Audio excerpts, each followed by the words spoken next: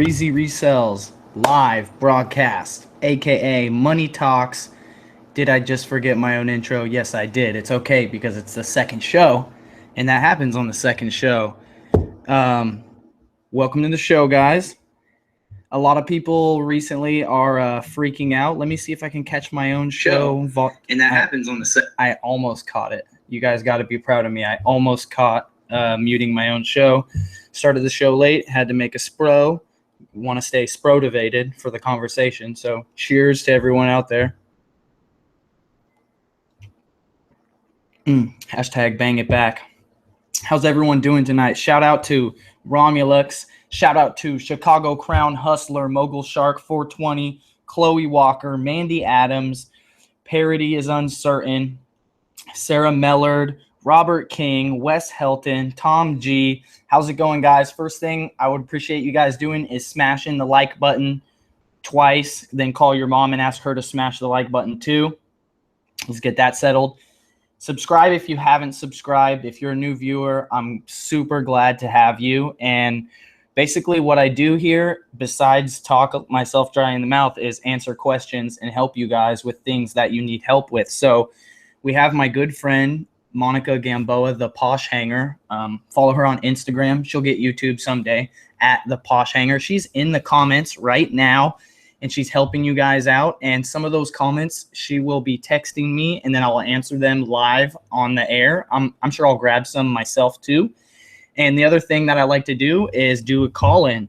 So if you guys want to call me, I don't know why that matters to show you my screen, but if you want to call me, give me a call, 209-83-REEZY, and we'll see if I can't help you out with your business and what you need help with regarding e-commerce or social media. Otherwise, we'll just dig into the questions. Richie Melly 1 says, hey, Monica. Monica said, hey, after that. Javier says, what's up? Ask Gary V books. Oh, yeah. I got a couple of these over here. Let me see. I'll do a giveaway. I'm going to give away 2 of these books at the end of the broadcast. Hold up. We got a caller. We got our first caller. Welcome to Money Talks with REEZY Resells. Who's this? Hey, REEZY. It's Jay Golden. What's up? Jay Golden? Yes, sir. What's up, Jason? Not much. How you doing? Good. How are you?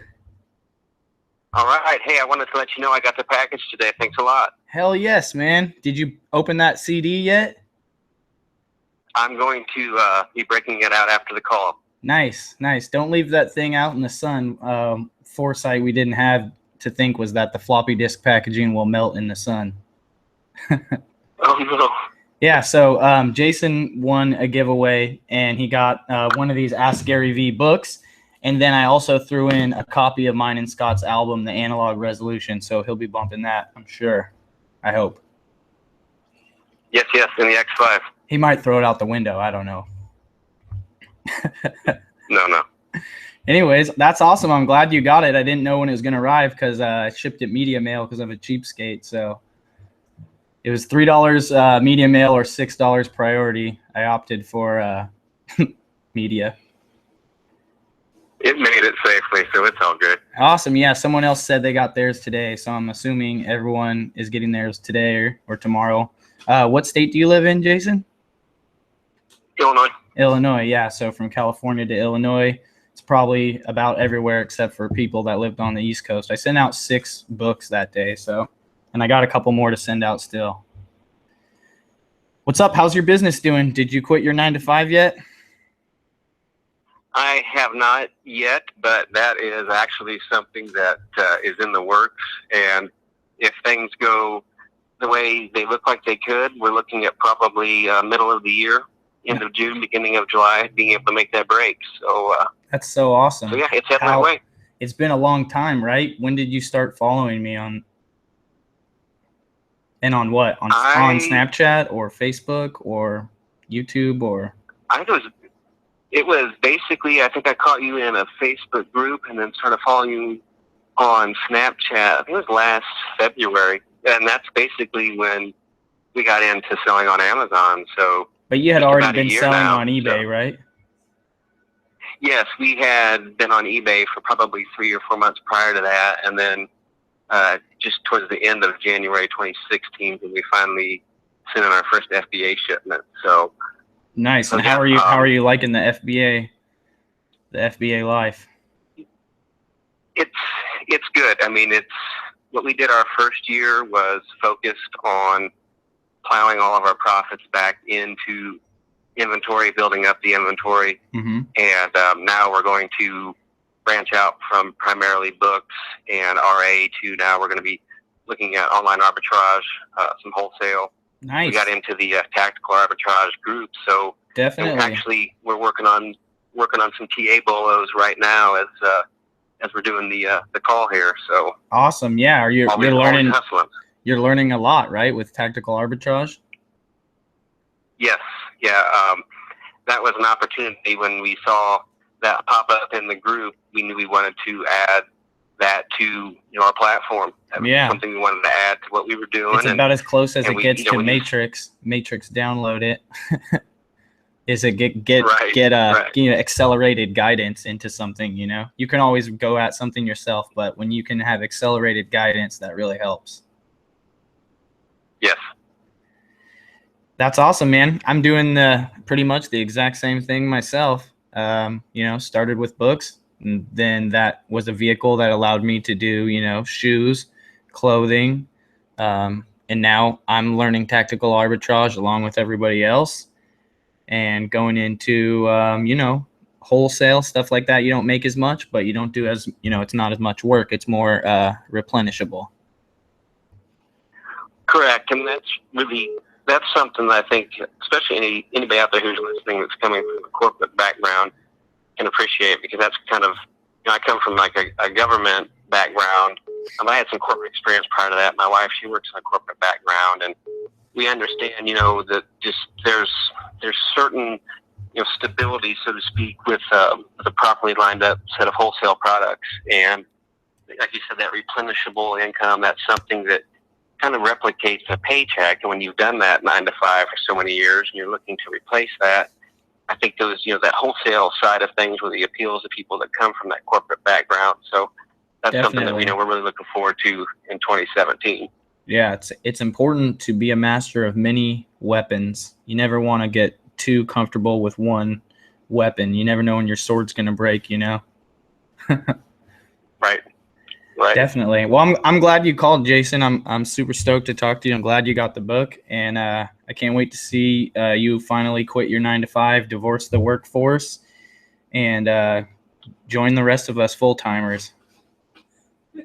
Oh, definitely, and you definitely got to get a West Coast meetup down. My wife and I need a reason to come out to Cali. So let me know when you want to do it. It's in the works. We just got to figure out. We got to figure out when and how we're going to nail Gary down. Then we need to amass some money together. Gary costs like 100 racks, I think. So I won't do it without Gary. But once we get Gary, then we'll sell the rest of the tickets and we'll figure it all out, and we'll get some DJs and have a good old time. So I can see it being great. Yeah. All right, Jason. Thank you, man. All right. See you, Reese. Have a good night. Thanks, you too. Bye. I got an extra pair of sunglasses if you want. They're in here. All right, guys, the phone lines are open. 209-83-REEZY. Looks like we're going to have a special guest sneaking in over here somewhere. Are you sneaking in on the left side? Yeah. Oh, my God. All right, welcome to Money Talks with REEZY Resells and Egg Lissa. How's it going? And this is Johnny Glass. I'm sorry, I didn't have you on speaker. My bad. Who's this? This is Johnny Glass. How's it going, Johnny? Oh, it's going well, man. Just want to say thanks, number one, for doing this live stream tonight. I've only discovered you about a month and a half ago, but you had a real big impact, and I just wanted to first off say thank you. Oh, man, you're welcome. Thank you for giving me your attention. There's a bazillion people you could be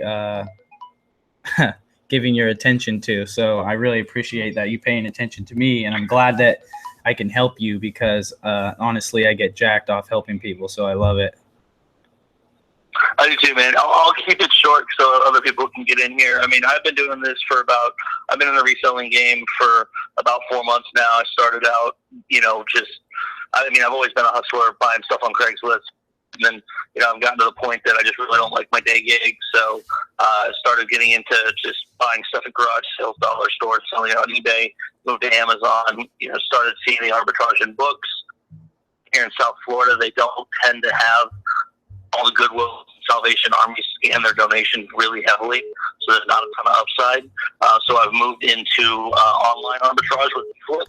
Right. And my question is, should I focus more on, volume of books at lower profit points, or should I focus on the I guess it's kind of like machine gun versus sniper approach. Like, right. I know which feels more comfortable to me, but I know there's a million ways to skin a cat, but just kind of want to get your thought on that. So obviously, I see what you're saying. So basically, there's probably most likely many more opportunities for those more, they're going to sell, but you're going to make less on each sale than they're going to sell, but you're going to make $75 or whatever, right?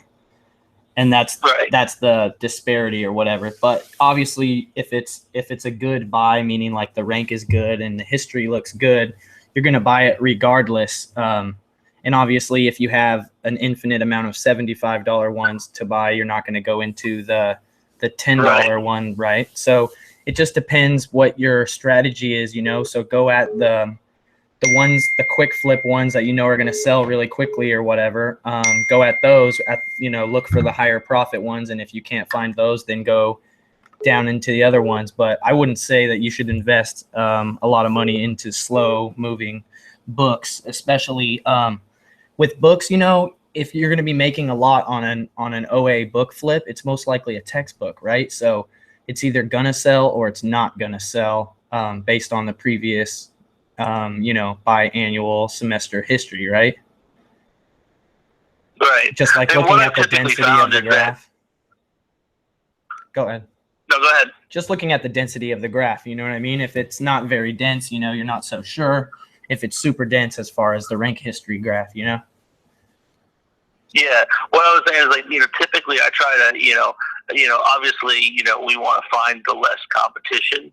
And if I can find something that doesn't have an FBA, seller, then I'm fine with, if it takes me 60 days to sell it, I don't mind as much, if the profit is there.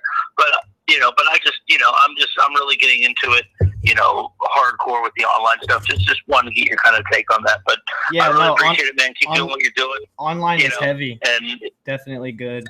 If you're only doing books, would you go to tactical arbitrage, or would you stay with eFlip if I was only focused on books? I would stay with eFlip, although tactical arbitrage does have a book feature. I'm just not familiar with that at all, and we're actually looking to come up to speed on that so that we can teach that in the tactical arbitrage group that we do.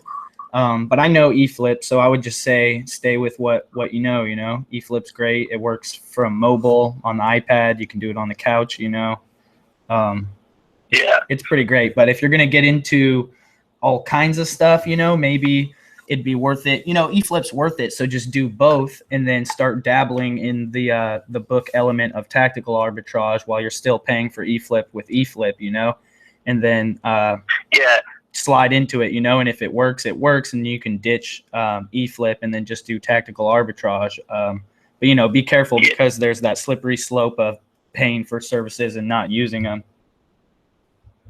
Yeah, no, that's what I've figured is that it's easy to just it's only $50 a month. Well, next thing you know, you've got $300 a month in subscriptions that you have to deal with. Both of the services we are talking about are like $80 and $100 a month. So. Yeah, definitely important. So I don't mind paying for something if it helps me grow my business, and eFlip has definitely helped. But I just want to make sure I'm not only I don't mind spending money. I just want to make sure I'm spending it smart. Anyways, Reezy, thank you so much. I really appreciate what you do, and I'll let you get on to the next person, man. Awesome. Thank you for calling, man. Have a good day. Good night. You too, man. All right. Bye.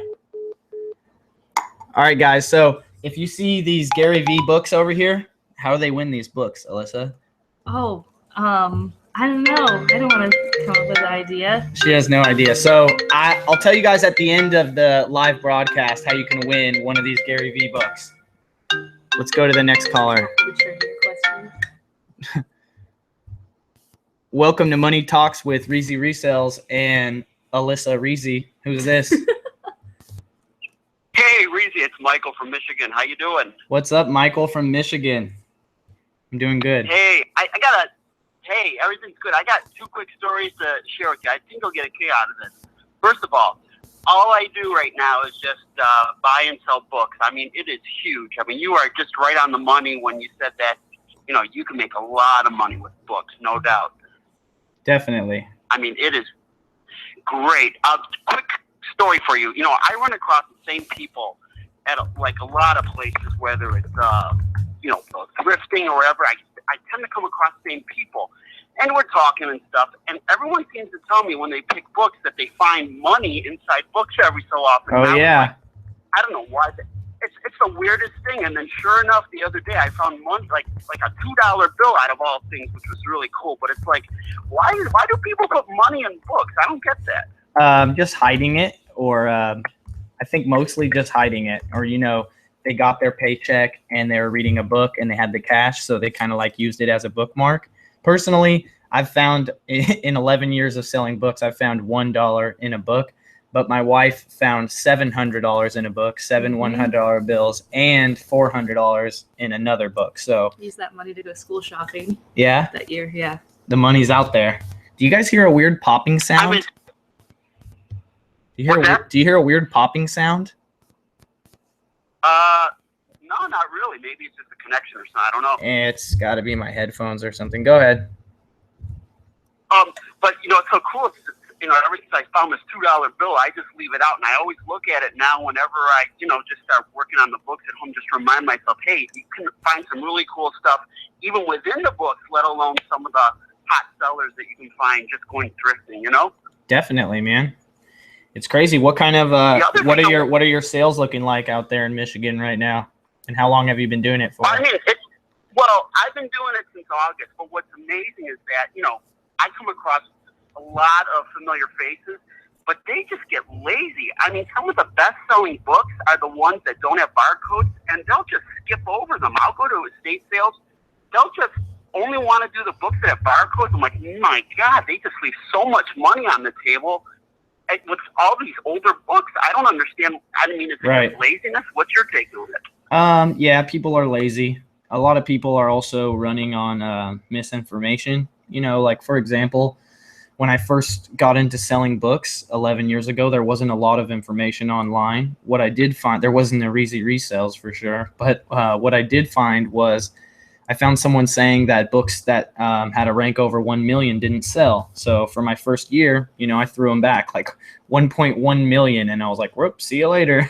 Because I also didn't understand that rank, you know, wasn't a static thing at that time. I didn't understand that it traveled and stuff. So just basically, there's a lot of people that are lazy, but there's also a lot of people that are ignorant, that have a large megaphone thanks to the internet, that are spreading, you know, not accurate information out to people. So people think that, you know, maybe they shouldn't do the type ins or it's not worth their time. But my general strategy at a book sale is to scan all, you know, I go crazy on all the barcodes, but I also grab the type ins that I want to type in, and I type them in as I go along or as I get a moment, you know, and then as you know, as you stop getting so many hits through the barcodes, then you go crazy just doing the type ins, you know. So definitely don't neglect them. You know, there's a lot of money in books, especially if they're nonfiction.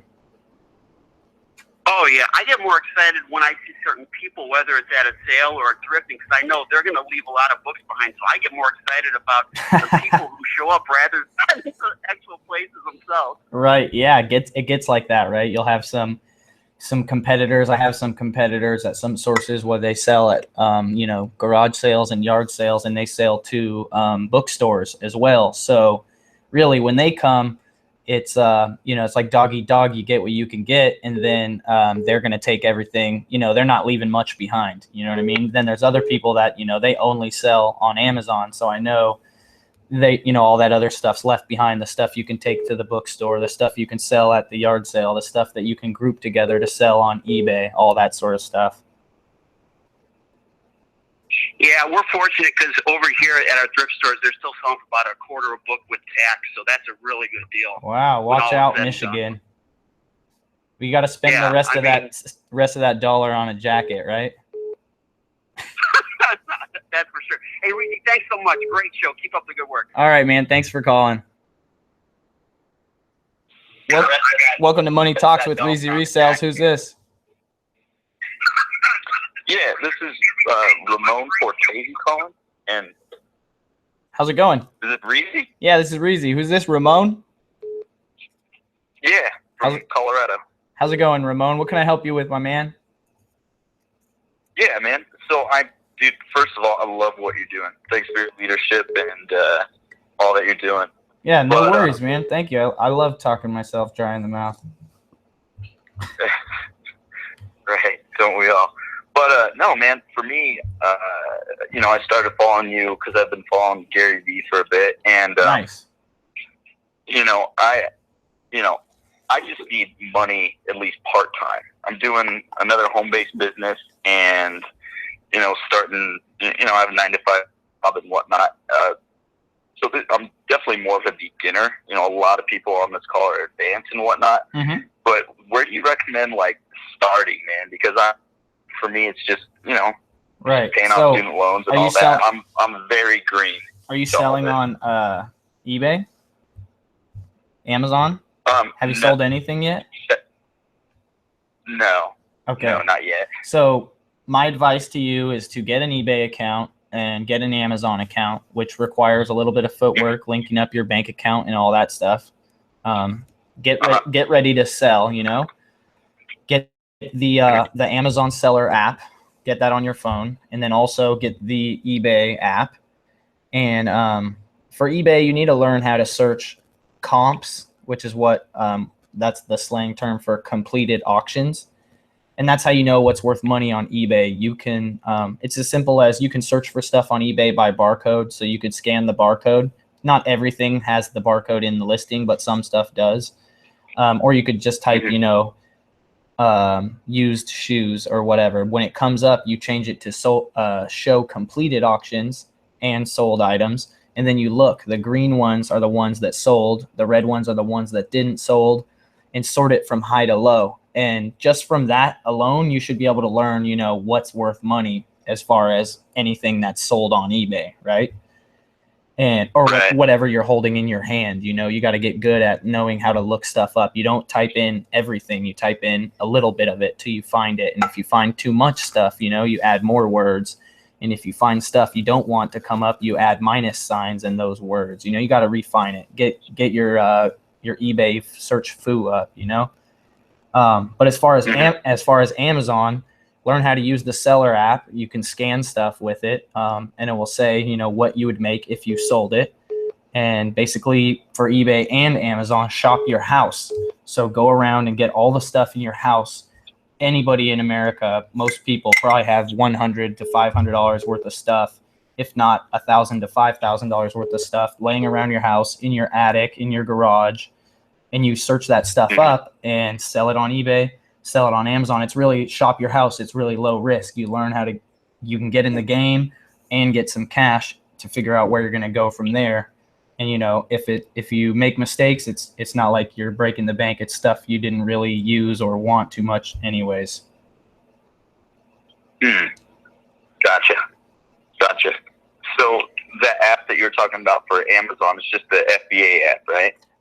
So for you, I would just recommend the Amazon seller app for now.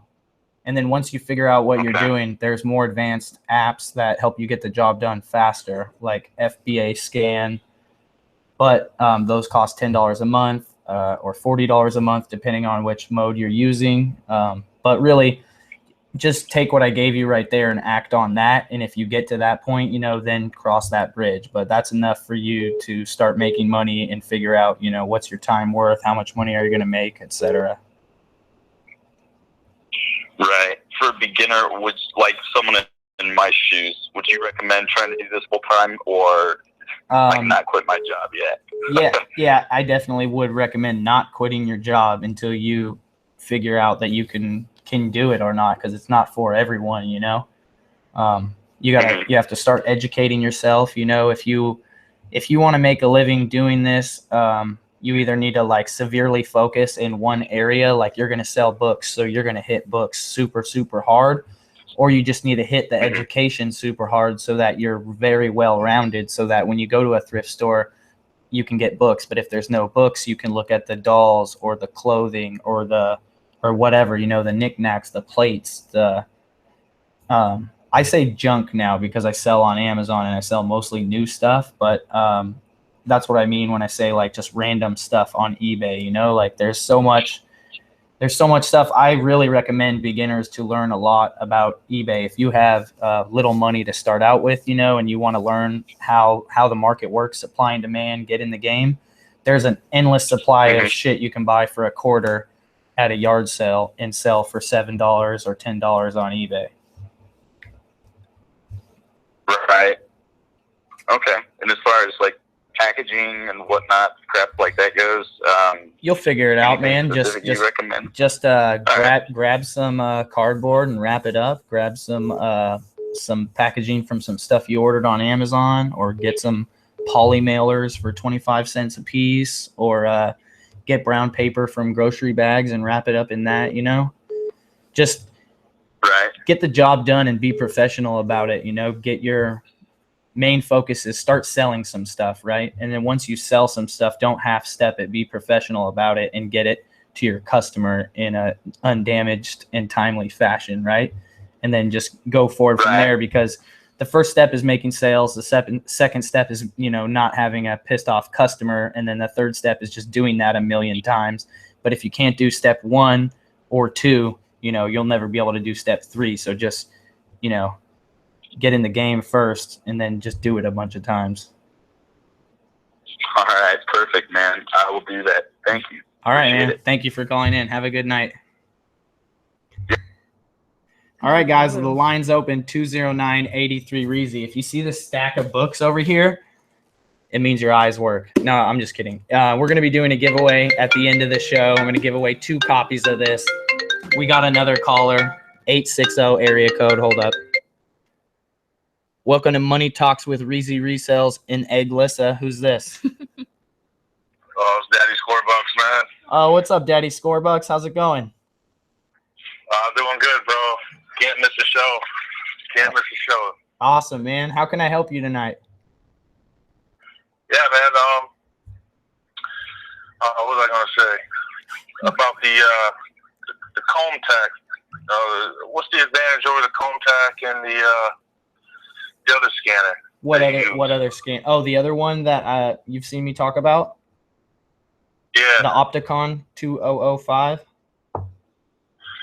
Yeah, so they're really similar. They're both little squares, similar size, with about 1 button on them, and they make a laser that scans the books, and it's Bluetooth, similar battery life, etc. The main difference that's notable is the price. So the refurbished comb tack scanners that I'm getting from my friend Dean and selling to you guys, those are $50 each. And the Opticon used, last time I checked, they were still like 100, 150. Like 100 would be a good deal for a used Opticon. And they're like $300 brand new. And even the comb tack, I believe, is around 200 brand new. I'm not 100 on that, but anyways, it's basically the same thing. I like the Opticon, the feel of the button better, and I think it's probably more durable. But it has its shortcomings. It only has 1 button and no screen or anything. So in order to pair the Opticon with your phone, you have to scan a little barcode control sheet that you would carry with you. Whereas the comb tack has a screen and a little 2 toggle buttons on the side. and that screen has a menu, and you can do different things in there, like turn the beep on or off, or connect, disconnect. So you don't need to have that sheet with you. So really, even though I like the Opticon better as far as like how the button feels, the CombTac really could buy like 4 of them for the price. And there's one more thing too, is that the Opticon, you have to hold the button for the laser to come out. So as soon as you let go, it doesn't come out. And you might not think that's a big deal, but if you're scanning thousands of books and you have to reach for them sometimes, on the CombTac, when you press the button to scan, the laser stays emitting for like 5 seconds until it hits a barcode. So you can actually just like press it and then get all crazy and reach up somewhere and hit a book. Whereas with the Opticon, you'd have to be like holding it the whole time while you were reaching up to scan it. So I used to say I prefer the Opticon, but now I prefer the CombTac for the reasons that I just said. Oh, that's cool, because I noticed the laser, man. I've been hitting people. I've been beaming people that are next to me by mistake. Oh yeah, we call that the Terminator, when you terminate someone. Oh man, I'm always like catching up the corner of my eye, and that beam goes far. Terminate them, especially if you see them filming you. Just terminate them on the camera. Yeah, but I noticed the CombTac, though, I've been running into the problem scanning is the memory fills up on. Oh yeah, you got to empty the memory every once in a while. Yeah, that's a problem. Yeah, exactly. I thought something was wrong today because I was out scanning, and I'm like, man, it's not working. And then I look at the screen, and it's like, yeah, the memory's full. That keeps catching me. Yeah, just there's some videos. I think Dean has some videos. If you search CombTac memory or something on YouTube, you can figure it out. I don't recall offhand, but yeah, you got to drain that thing like once a week. Especially if you're sounds like you're out hard. If you have to run into that very often. Oh man, I get it a lot, man. Once I got it, it's game on, bro. I'm not wasting no time. Yep. I keep seeing the same guy lately, man. And we was in the same Goodwill, and he's over there doing it all slow. He's typing in stuff, but I'm like, man, this guy is killing me. So I worked my way down the other end of the section of the books and just started scanning the whole rack in like minutes. You came through like a samurai, huh? Met up in the middle of the book section, and he popped his head up and looked at me, and I said to him, "Did you get these yet?" And he all got all pissed off. Yeah. And I said, "Well, they're all mine." And I just came out of there with a bunch of books, and then I just bumped into him today again, and I'm like, man, I don't like this dude when I see him. So yeah, you need to set the. I figured out why I don't know how to tell you how to do that is because I set mine to auto delete the memory. And someone's in the comments now telling you should do that too. Thanks. Shout out to RJ112482 with the raddest YouTube username ever. Is it the auto erase? Yeah, I think auto erase or auto delete. Either way, just get on the comments after the call, and I'm sure they'll help you figure it out. Yeah, because I got some book sales coming up in my area, and if nobody uses it already, I go on booksalefinder.com, which is real helpful. Yep, definitely. If nobody knows about that, that's a big help to find what's going on in your area. You guys check out booksalefinder.com. There's another one. Also, obviously, call your library or all the libraries near you and find out when they have any sales, because some sales aren't listed on Book Sale Finder, and those are the best ones to go to. Some of the libraries actually have their own stores inside. Yeah, those are great too. Hey, I hate to cut you off, but I got another caller coming in right now. All right, man. All right, thank you for calling. Have a great night, man. You too. Peace. Hi, welcome to Money Talks with Glissa featuring REEZY Resells. I'm just kidding. How's it going? Hey, how's it going? Hey, who are we talking with? You're talking to Glenn from the YouTube channel Hustler Hacks. Oh, what's up, Glenn? How's it going, man? Hey, how's it going? Doing good. How are you? Zubia, right? Yes, sir. Yeah, guys. This is my homie Glenn. He designed my logo. If you didn't know, he also has a YouTube channel, Hustler Hacks. Go check out his YouTube channel. Do you know your YouTube channel URL, Glenn? Yeah, it was my old channel name, which kind of sucks now that you think about it. But my old channel name was /MadCheapKicks, but they can still find it under. Yeah, that's easy to Hustler Hacks if they wanna- that's easy to spell, right? Or let's see if you Google Hustler Hacks. Hopefully, this is not like a way to get free Hustler magazine subscriptions. Yeah. The first No, one. yeah, it's the first one that comes up. Yeah. If you Google Hustler Hacks, your boy comes up. So what's up, Glenn? How you doing? Doing good. How are you? I'm loving the show. Good. Thank you for calling, man. How's your business doing? I just saw some of your content. I think I was on Instagram, and you were showing mostly kicks, right? Oh yeah.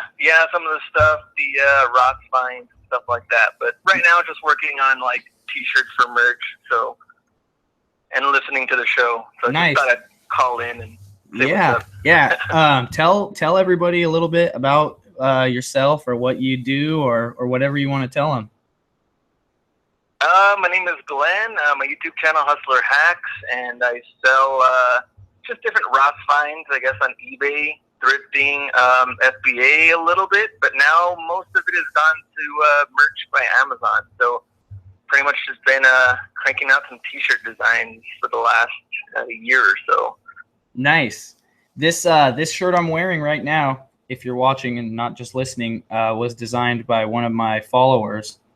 Someone that doesn't have a ton of design experience or anything. They just went for it and they made it and they sent me it, and I actually really like it. I think you can find this. I'll put the link in the description or something, but she sent me and Scott each one, and it's pretty cool. And I'm just trying to illustrate the fact that like you don't have to be a graphic designer like Glenn to do merch. Anybody can do it. I make designs on my phone and upload them on my phone, and then they sell on merch, which blows my mind. So someone like Glenn, who's actually putting that elbow grease into it, is probably doing pretty well. Do you want to share any of your numbers with merch?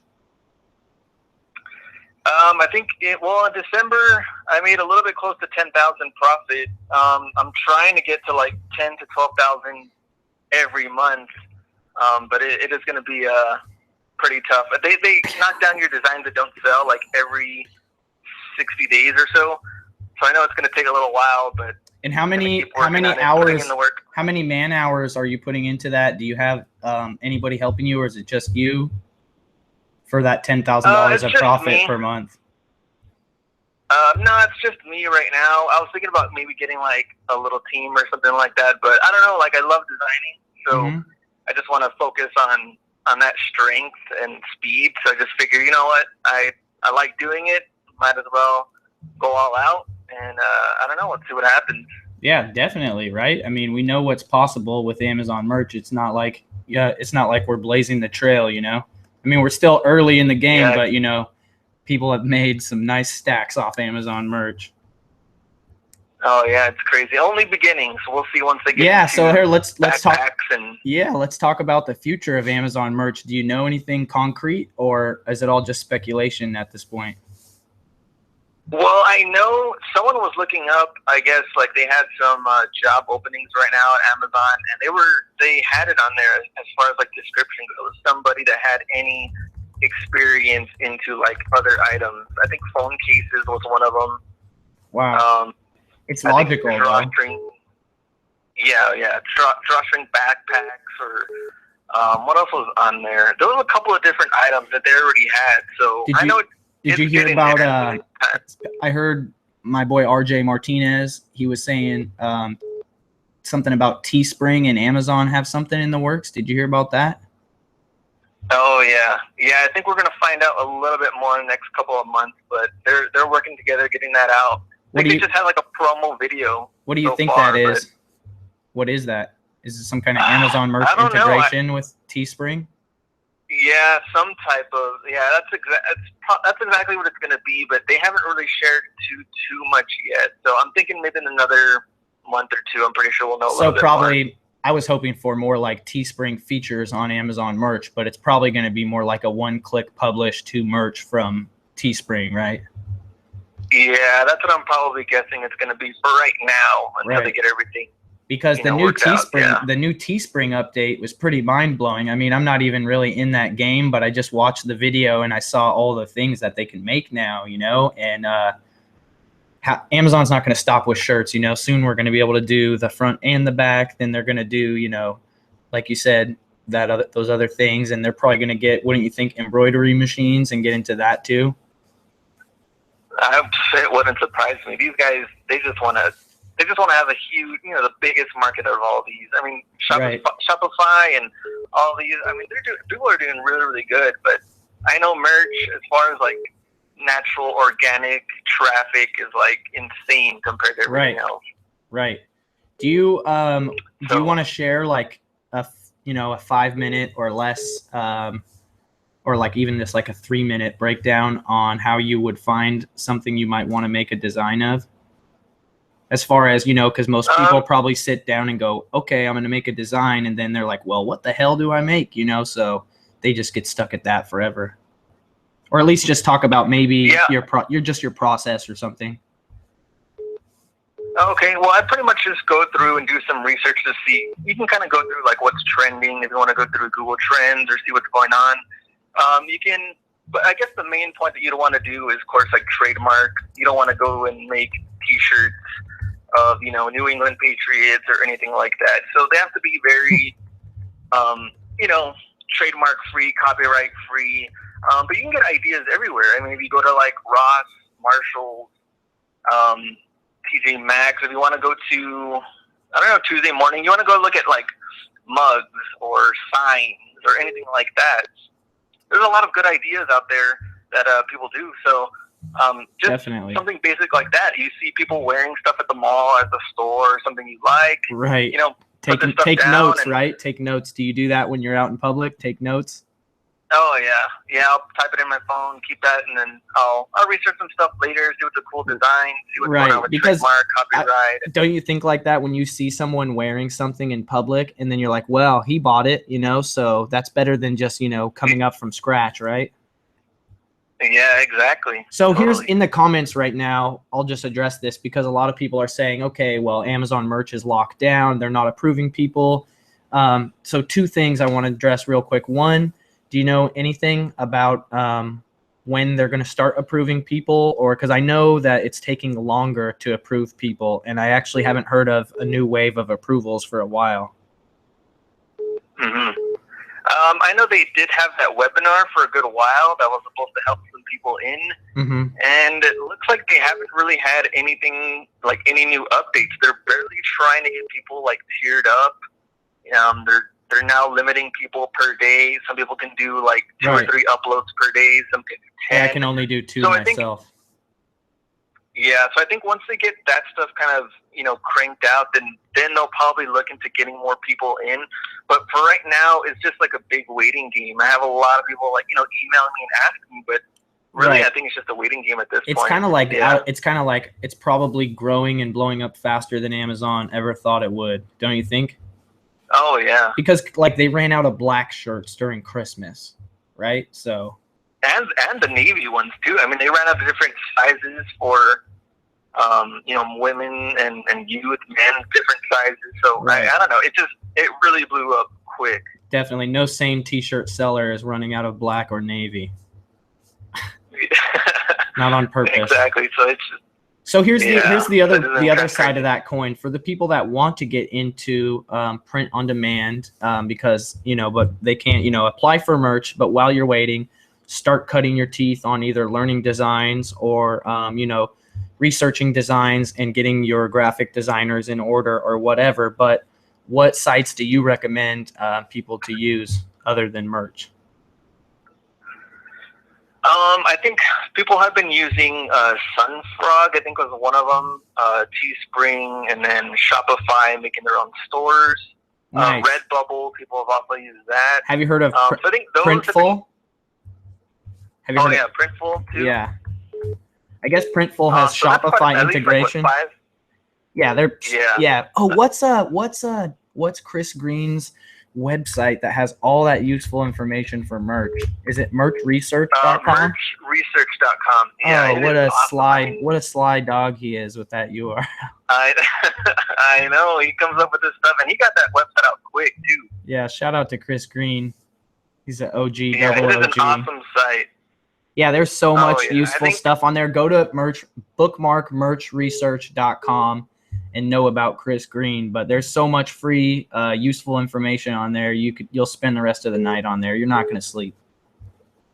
Oh yeah, you can get like hundreds of ideas quickly with that site. I mean, yeah, I really like tool. the trends section because I'm like, I have no time, so you can just go here and boom, hit the trends section, and then you got all those websites with all the pop culture, like top 10 stuff on there as far as what's trending right now. Oh yeah, it's an awesome site. So I guess last question before I go, FBA sending in shoes. Personally, I don't like using, I guess, like the plastic wrap when I'm sending shoes, which takes a little longer. Right. I noticed on your prep, you are more of a rubber band man. I'm rubber band man. Yeah. What? I guess, I don't know. Have you had any complaints on reviews? Anything about for the rubber band? The boxes opening up? No. Yeah, with the rubber band? No, not at all. Never. And but basically, we just switched because it's faster. And also, because before I thought to do rubber bands, it wasn't my idea. My boy, Frank Toops, told me that one. But I thought to use the saran wrap, because obviously you're not going to tape the boxes. So what can you do and then tape that, or whatever. So I thought to do that. And then the rubber bands are just faster. And then after I started rubber bands, I realized that the plastic wrap just looks bad, especially if you don't wrap the whole box all the way across. And oh yeah. And then my brother buys shoes from Amazon, and they come sometimes without the box, just in a poly bag, like from Amazon themselves, or in the box, just thrown in a poly bag, So I don't really trip too much because I see, based off my intuition and then based off of how Amazon themselves treats their customers with the same product. I feel like my customers are conditioned to, receive that same kind of treatment. So I do my best to just make sure the product's legit. And I don't ship out super tattered boxes. I would transplant those boxes. You know about the box transplant, right?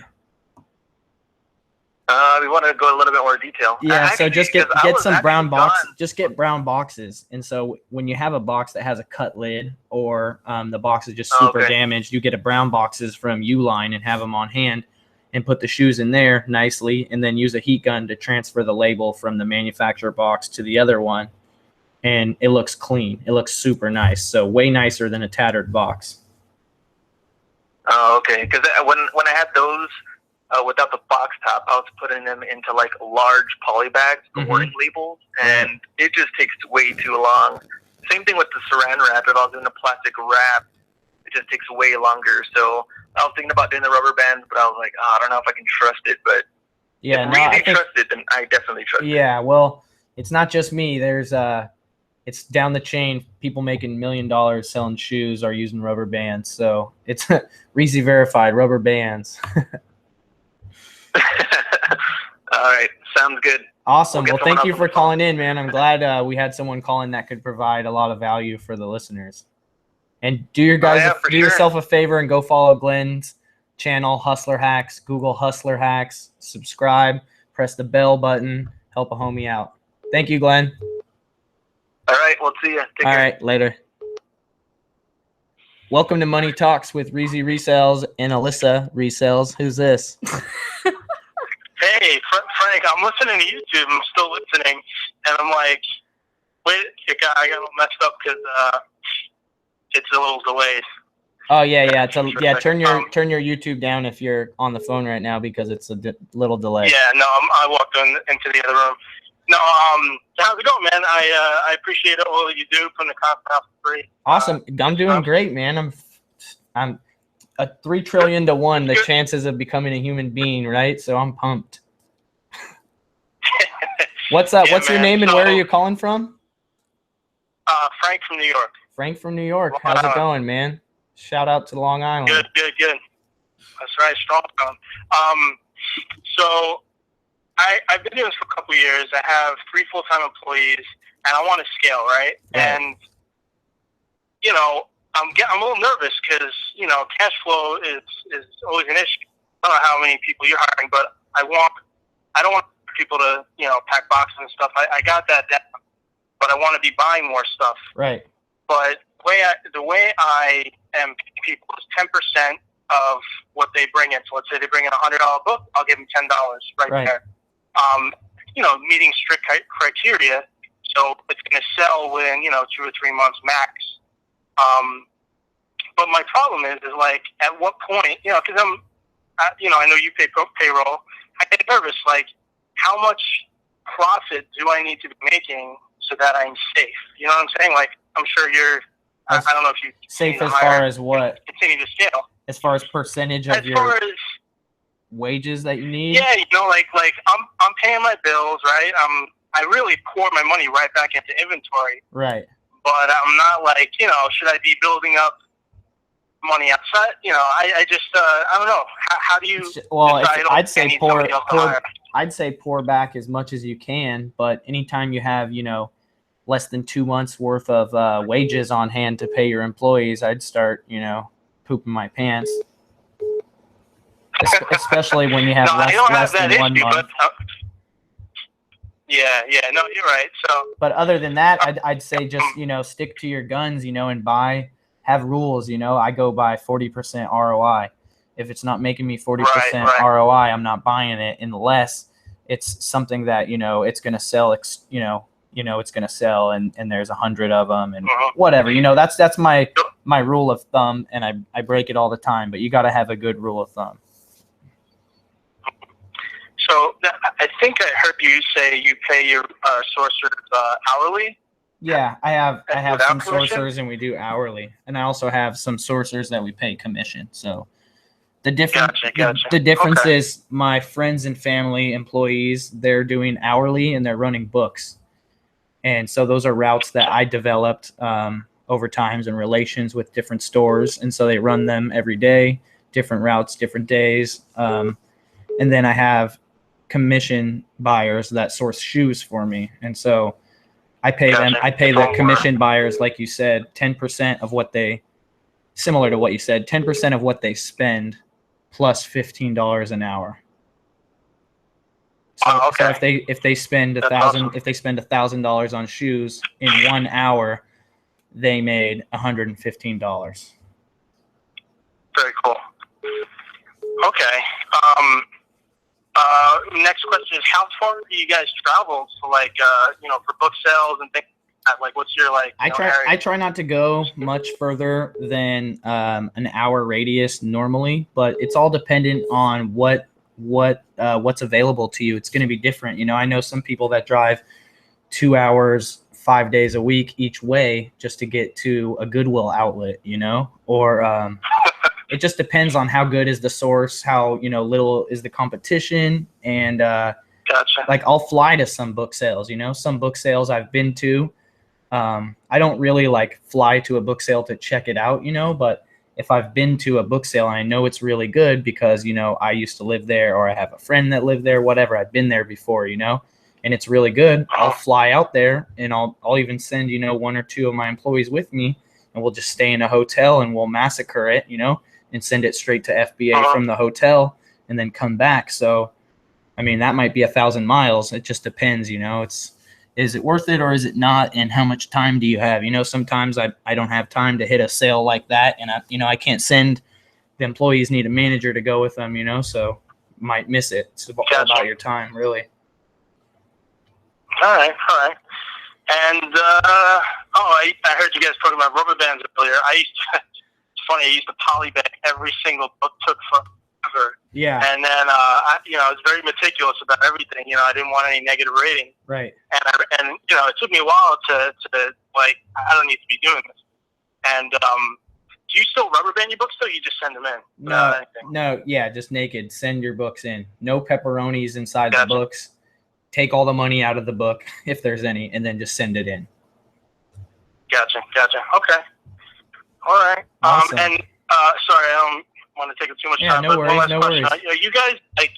Are you guys doing a lot of eBay or just not so much? Not so much eBay.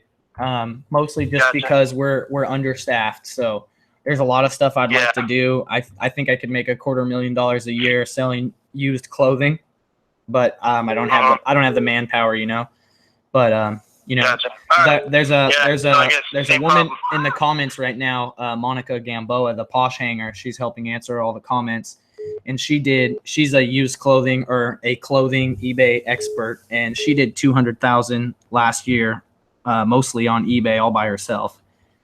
So the money's out there, you know. She lives in the town that I live in, and she doesn't even go to the thrift stores that I go to. So it's crazy what you can do when you know what you're looking for. You know? I mean, last year I sold like over 100,000 in Pokemon card singles. Wow. Which is too much work. I mean, wow. Yeah, I mean, it's too much work. It's too much work. Wow. Where, you know, but you should spend like $1,000 a month on stamps and stuff, you know, and then exactly the fees and, you know, selling something for 99 cents or $9.99 is really worth it. Yeah, so right. I had like, got your feedback up really high though, didn't it? Yeah, my New Year's resolution, I basically had like 5,000 listings on eBay. I'm down to like 300 right now because they just deleted them all. I'm like, awesome.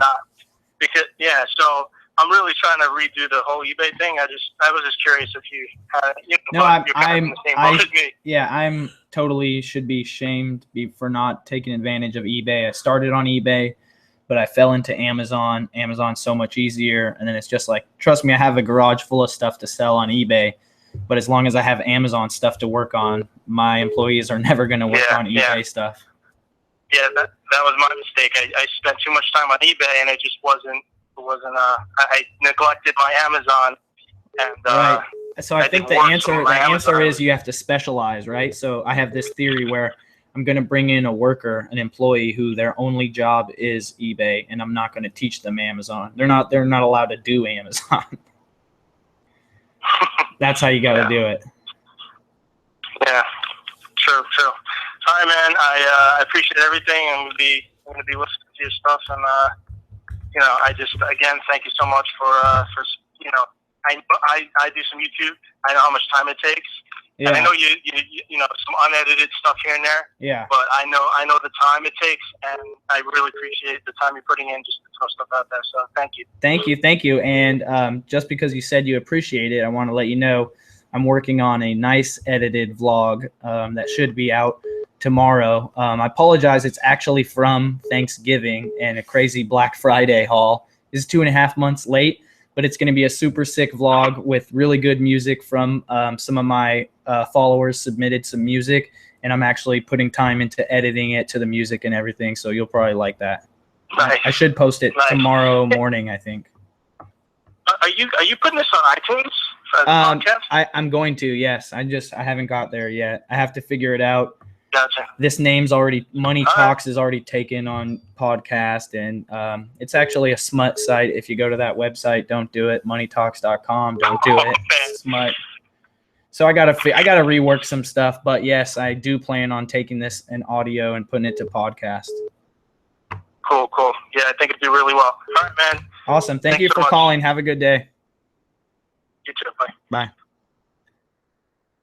Dang. Oh, all right. Well, I tried to answer the call, but you hung up, or it hung up, or whatever, right when I try to answer it. So call again, guys. 209-83-REEZY. Let's see. All right, we got a caller. Welcome to Money Talks with REEZY Resells. Stop, Who's this? Creepy. Hey, what's up, guys? Hey, how you doing? Sorry to creep you out. No worries, man. Man, I've learned so much from you guys. I just want to say I appreciate everything you guys are doing. Awesome. Thank you. She learned a lot from you, Alyssa. Oh my gosh. What are you calling? You're calling from Phoenix? No, that's the. Or no, that's the other. I'm calling from Chico, California. From Chico? Mm-hmm. Awesome. Shout out to Chico. That's just a little north from you guys. Yeah, we're down in Santa Cruz, man. Stop by sometime. Yeah, just might. So just a quick question. I know a lot of people are trying to call in right now. Yeah, no worries. Can do you guys use any repricing tools, or do you guys feel like that's Yeah. sort of like a race to the bottom for prices? Or No, definitely not. Repricing tools for selling on Amazon is mandatory, and I'm assuming what? Okay. I recently just found out there's some that work on eBay also, and so knowing what I know about Amazon, I'm assuming it's integral as well.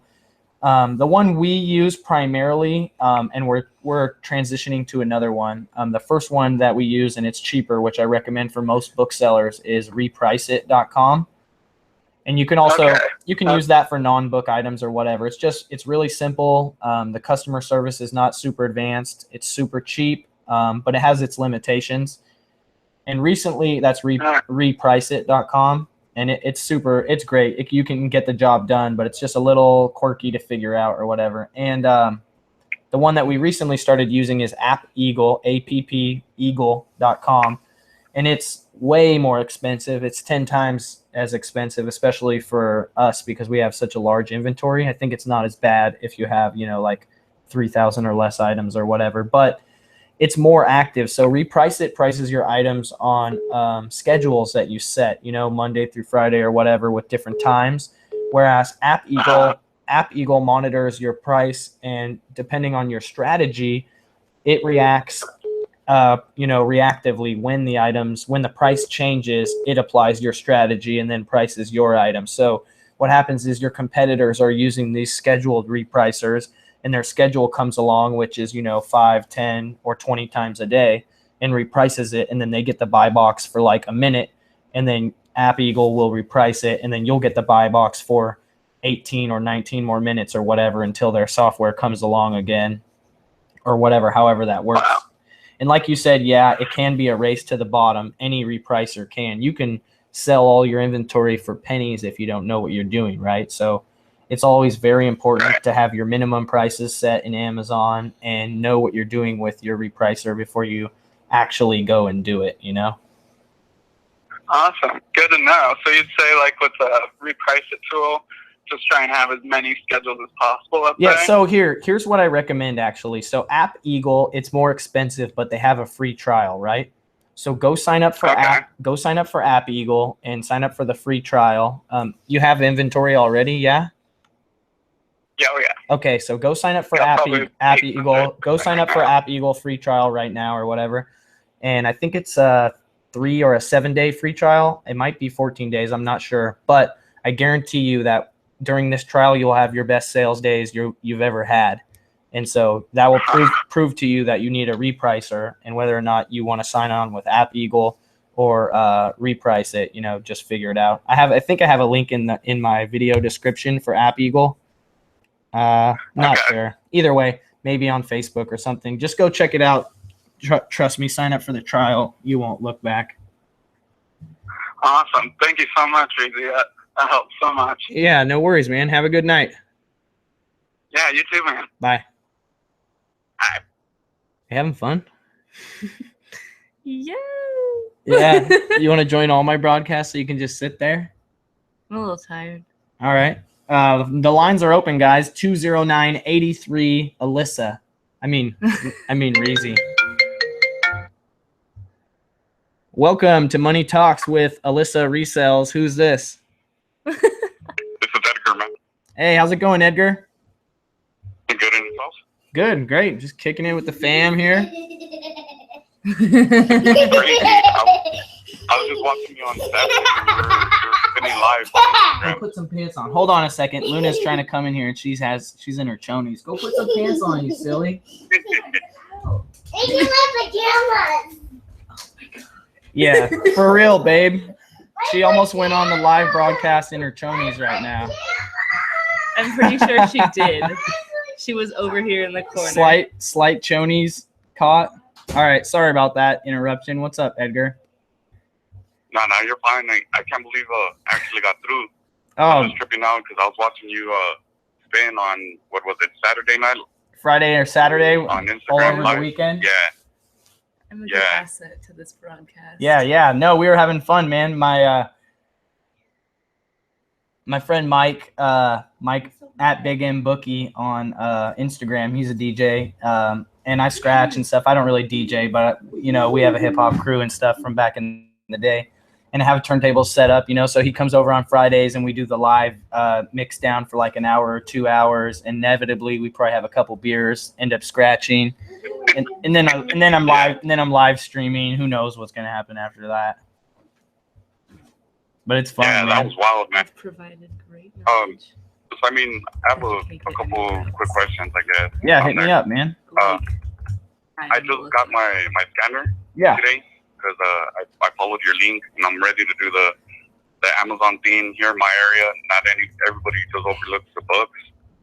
Nobody's even paying attention to any of the books at any of the thrift stores that I go to. So I'm excited about that. Sounds great, the one man. concern I have about Amazon is all the brand restrictions. Like, how do you feel about that? Should I even be worried about that, or should I just go all in and see where I end up? Or what are your thoughts about that?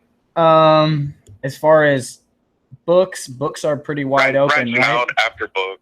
But after books, yeah, I wouldn't be too worried about it. Get approved for the categories you can get approved for and start selling the stuff that you can sell, because while you're thinking like how you think now, in 6 months, it's probably going to be worse. And there's going to be people in 6 months that are just getting in the game that are going to be looking to you and going, man, I wish I would have got in the game when you got in the game. Like, people tell me all the time, you're so lucky you can sell Nike shoes, People are going to be saying that to you over, one of 12 different brands that get restricted between now and 6 months, but you're able to sell because you picked it up off the shelf and sold it, Oh, okay.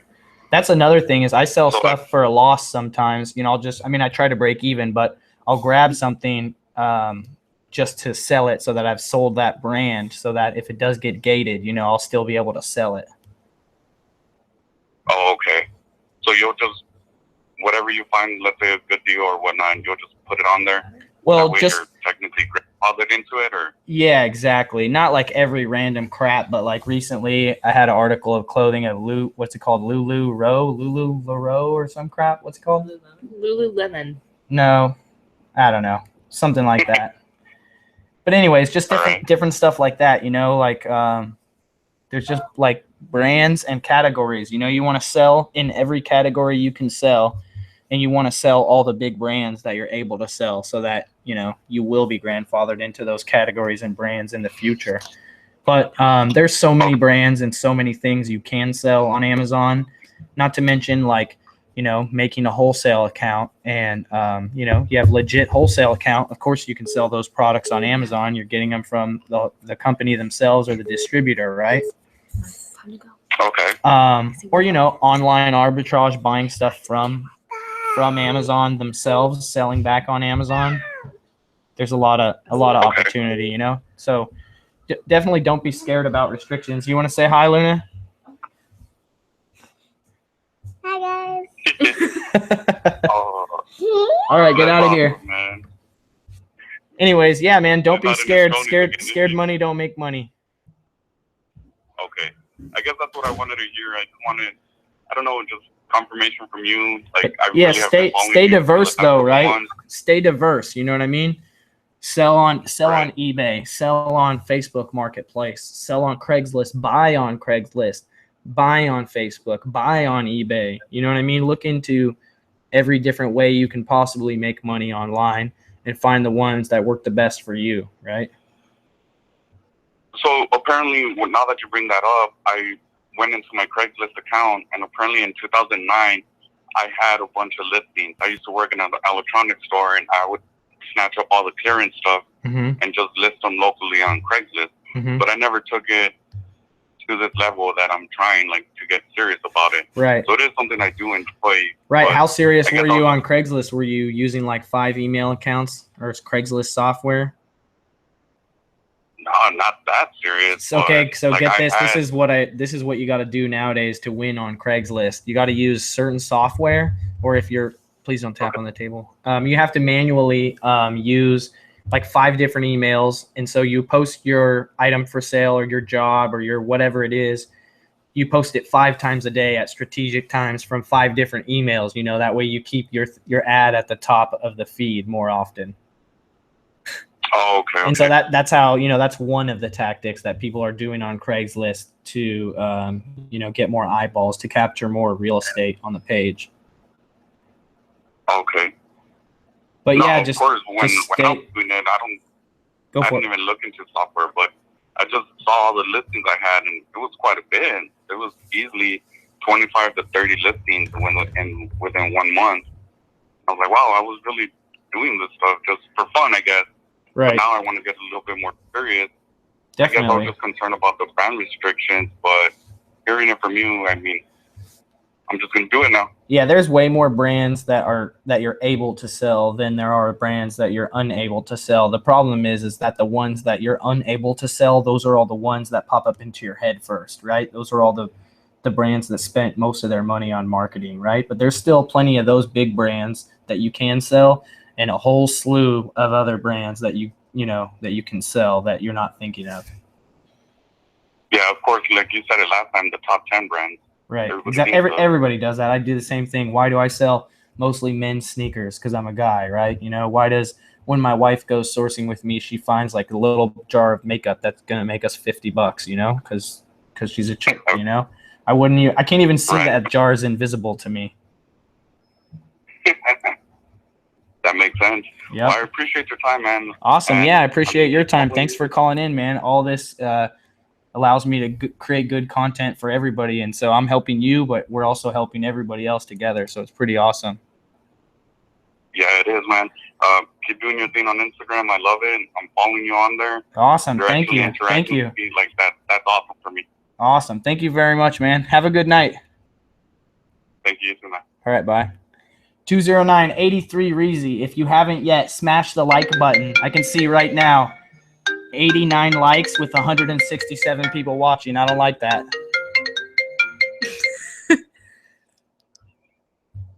Did I dab right? I think so. Welcome to Money Talks with REEZY Resells. Who's this? What's up, Reezy? This is Daniel Ramos from Mesa, man. Oh, what's up, Daniel Ramos? How's it going? Pretty good, man. How about you? Yeah, I gotta lean back. I look too white. If I lean forward, I look extra white. I'm not that white. This is much more accurate skin tone. Yeah, I'm doing great, man. How are you? Did you get that banner, man? Hmm? Did you get that banner? The banner I sent you? So I did get the banner, actually. I'm assuming I got the banner, but we didn't get to the post office during normal working hours. So we got the note to get the banner, which means next week we'll have it up. But what's the name of your company? Prime One Signs, man. On Instagram. Prime One Signs. Is that how you just Prime One Signs, straight up one word? Yeah. Yeah, and Yeah, one word. Spell out the word one, right? Yeah, spelled out. Nice, nice. And where are you where's your store located at? I'm in Mesa, Arizona. Nice. Yeah. So Daniel made a banner for me. It's about to be right here in the back, about to be super savage. It's going to just take over this whole weak stone background right here. It's going to be popping. How big is that banner? It's 4 feet by like 4.5. Oh, yeah. Yeah, I think that's going to cover the whole view for sure. That's going to be sick. It's going to be enough. It's going to be enough so everybody can see it on YouTube and all your videos. So. I appreciate that so much, man. Thank you. Yeah, how'd you like that logo I made you for the? Oh, that's good, man. You also did the Money Talks logo too, right? Yeah. No, it's good, man. So funny story. Unfortunately, moneytalks.com is a smut site. That's not my website. Do not go there.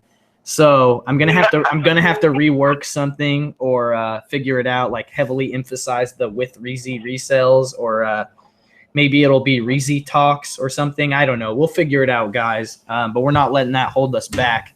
But for now, yeah, I really love that logo, man. It's awesome.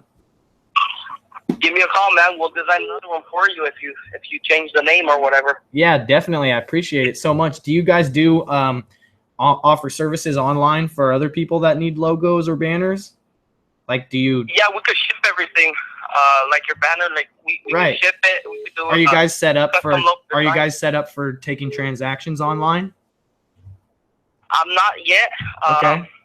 But I mean, I could possibly do something with PayPal, something like eBay, like. Yeah, well, we can definitely do that and link you up with other REEZY ninjas that need to get logos or banners made or whatever. but recommend you to get your transactions, your online transaction point going pretty smooth, and then we can drop that for people. And yeah, because they're going to be seeing my banner, right? So I'll probably just add your link into the description of my video somewhere. So yeah, get that transaction site going so that it'll be smoother experience for people. Yeah, man. I was also thinking of doing those kind of banners, but basically in a backdrop for people to take their photos for eBay. You see what I mean? Oh yeah. I've seen that too. People do different stuff. So they'll have a banner which it looks like a nice brick background or something like that. But different stuff like that with their store name. Oh yeah. That's pretty cool too. Yeah. If you're an eBay seller in the comments, like the Posh Hanger, that might be something you'd be interested in. Definitely, man. Did you have I'll hook her up too. Yeah. Awesome. Yeah, she's a homie. She's killing the comments right now.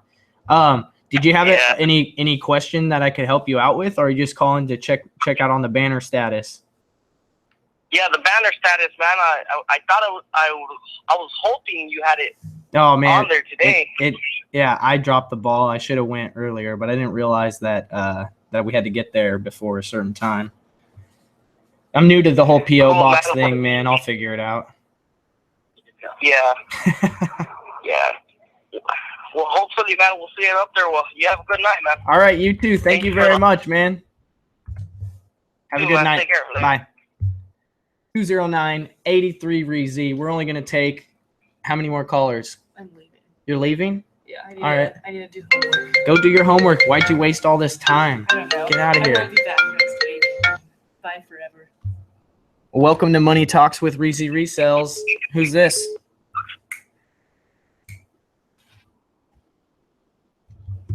Welcome to Money Talks with REEZY Resells. Who's this? Hello? Hey, you're on Money Talks with REEZY Resells. Who's this? Hey, REEZY, what's up? This is Kathy. Hi, Kathy. Where are you calling from? From Chicago. Hey, shout out to Chicago. What's up? I had to be a girl calling tonight because it's been all guys. Yeah, no, for real, though. I feel that. How are you? I'm pretty good. I'm actually, going through books while I'm listening to you. Awesome. Do you have any questions I could help you with?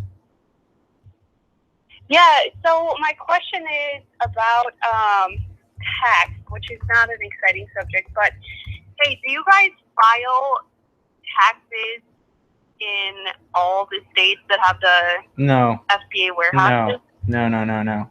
Nope. Yeah, so I'm glad you brought this up. So that's like a huge trap that so there's a company that is based around helping sellers deal with that. Don't even say it. But there's a company that's based around helping there's a company based around helping sellers deal with that or whatever.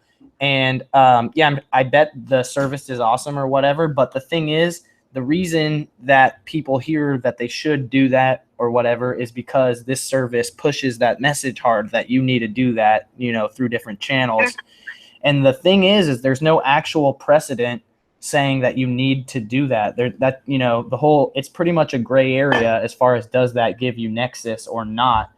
And from what I've heard from my CPA, from two different CPAs I've had, as well as from my other fellow sellers CPAs, is that you should only pay state tax to the state that your business is registered in. Okay. And so because that's just how it works, right? Amazon requires you to do the sales tax for your state that you're registered in, and anything else is just someone assuming that, you should do this because of that. But I'm not going to give anybody my money proactively. If you want to come back and slap me on the wrist and tell me I owe you some money, that's a different story, but I don't think that's the deal. Yeah, that's what a lot of people say on the seller forms too, but I was just curious what you guys are doing. Yeah, no, we don't. Because I went to a company and they very much make it sound like if you don't do it, you're going to regret it. You're going to get audited. Yeah. Right. So but, it's kind of predatory, right? So I I don't like that company for that reason, because their whole marketing thing is predatory. Even if you did need that service, which it hasn't been shown that you do. So myself and plenty of other professional sellers, multi-million-dollar sellers that sell 10 times more than me, you know, we don't. We just pay for the one state that your business is registered to. Okay. How's your night otherwise, besides tax talk? Because that kind of bummed me out for a second. I'm sorry. No, don't be sorry. It's just the nature of tax talk. I got to finish my tax packet for my CPA tomorrow, and then get my QuickBooks in order, and headache. I know, it's awful. Yeah, somehow I'm the accountant. I think I bought like 200 books today. So nice.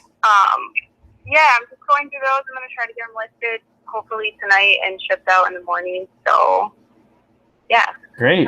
That's a good goal. Awesome. Well, I'm glad to have you listening to the show and calling in. Thank you for following me also. For sure. Awesome. Have a good night. Get that work done. All right. Bye. Peace. All right, guys. Let's see if we can get any a question answered from the comments. Monica, if you want to throw me a comment, just shoot me a text, or I'll holler at the comments real quick. Let's see. With new fees, you'll have to be looking at around $10 minimum to make anything at all, depending on the cost, of course. Not true exactly. Maybe for a textbook, but $8 is our new minimum. I was going to answer the phone, but you didn't let it ring long enough. Call back, 209-83-REEZY. Rubber bands, I don't know the number, but we get them at Office Max. Next link for scanners, maybe in about a week. We're trying to get 10 times as many. So we'll see. Hopefully we can get everybody a scanner, because I'm not purposely doing this scarcity stuff. I'm not going to roll out a Snap bot and make you chase it down. If you experienced sellers had to start all over, would you come into the game hard, or would you slowly, steadily build up? If you got the money and the time, come into the game hard. Welcome to Money Talks with REEZY Resells. We're live. Who's this? James. What's up, James? How's it going? Everything's going good. Everything's going all right. So I wanted to call and ask about, so I'm really new to this. I saw your channel recently. Yeah. Pretty interested. I'm young. I'm glad to have you. I wanted to be an entrepreneur. So I was thinking about starting with the books, and I missed the last batch of the scanners, so I wanted to know when the next link for scanners are. I think it's going to be about a week. I'm not sure on that. It might be as much as 2 weeks. We're trying to get 10 times as much. I advise you not to wait and just go to Amazon or go to eBay and grab one for like $75, I think. Maybe a little less. You might find one for 60. You might find one for 50. I don't know. I don't think so, though. Yeah, you said that yours were 50. Why do you advise me to just go? Well, just don't wait, man. If don't wait on me. Don't hold yourself back to save 10 or $20. You know what I mean? Just get. Another question I had was, as far as all the initial costs, the startup. So you have to have $40 a month for a professional seller's account, correct? Not exactly, but if you're not a professional seller, they charge you $1 extra per order, when you sell it. So as long as you're selling 40 orders or more. So that's for Amazon Pro Merchant. For FBA database mode, it is $40 a month. Yeah. Right. And is there another app that would be better? Like, would you? That's the best app as far as. That's the best app as far as has a database and works well. There's other apps that don't have a database. You can use FBA Scan without the database for $10 a month in live mode, but it takes 1 to 5 seconds to get your database in live mode. So database mode means that you download Amazon's catalog into your phone, and it takes about 1 gigabyte of space. Is that why it's so instantaneous? Yeah, so that means you'll scan something, and before you even see the numbers hit the screen, the results are already back, and it's like half of a second, if that. Whereas when you're in live mode, if you have a good cell phone signal, it will be 1 to 5 seconds from the time you hit the barcode till the result comes in, and that's if you can get cell phone signal. Right? either Wi-Fi or you're using cellular data for that, correct? Correct, using data. Yeah, I forget about data because I still have unlimited AT&T, but yeah, definitely you're going to use some signal. Database mode. It doesn't use signal. Database mode, will you say it again? Database mode doesn't use signal or anything, and that's so will you you put your phone into airplane mode to save battery? No, because you got to use the Bluetooth to have your scanner connected. But I mean, you could do you could do whatever, you know. I think you could turn your Bluetooth back on after you do airplane, or you could lower your brightness, or whatever you need to do. But I just like to stay loaded on USB power bricks. How long do I have on this call? Because I have a couple questions. Oh, go for it, man.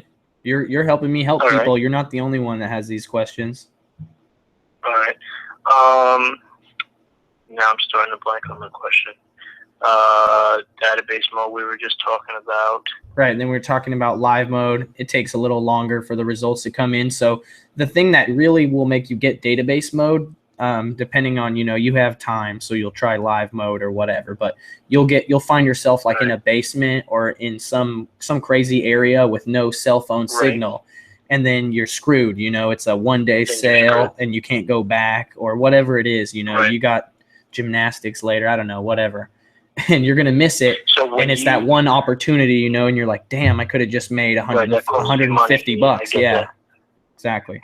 When you go to a store, I understand that this process is really quick, and that's why you pay money for the scanner and all this stuff. Right. You scan every single book. If you don't know what you're doing, yes. But starting with the textbooks, then going to the nonfiction, and then maybe not even doing the fiction. And if you have all the time in the world, sure, go for it. But as you learn more, you get a feel for it, you know, so you know the stuff that you shouldn't scan. And, you know, at the same time, you still should scan stuff you're unsure of, or, you know, I'm sure I miss once in a while when I think I'm being a veteran and skipping some that I shouldn't scan, you know. So if you have the time, scan everything, you know what I mean? If you don't, you know, don't. But, you know, you'll find out, you know, every once in a while I find out that, you know, this thing that, for example, this thing that I thought was I'm like, wow, those cookbooks are worth money. I've been skipping those for 10 years. Or oh, wow, yearbooks are worth money. You can sell yearbooks on eBay for $50. Like, wow, you know, I threw away 500 yearbooks in 10 years. I was talking to my friend today, and I was telling him, because he works at Macy's, and I was saying, you know, you have an opportunity of buying things cheap and selling them. Yeah. And I told him that one of my first flips, like, because I started on eBay just like 3 weeks ago because of Gary Vee, and I started selling stuff around me, but it was just stuff that I had already had. But the first money that I had spent to buy something was a NASA hat, and I told my friend about it. He's like, "You just sold a NASA hat?" And I'm like, "Yeah, I bought it for $150 at a thrift store. Sold it for $13." He's like, "A NASA hat?" I'm like, "Yeah, because you think that you don't want a NASA hat, and I don't want a NASA hat. Somebody wants a NASA hat." Yeah. So you forget that not everything you want.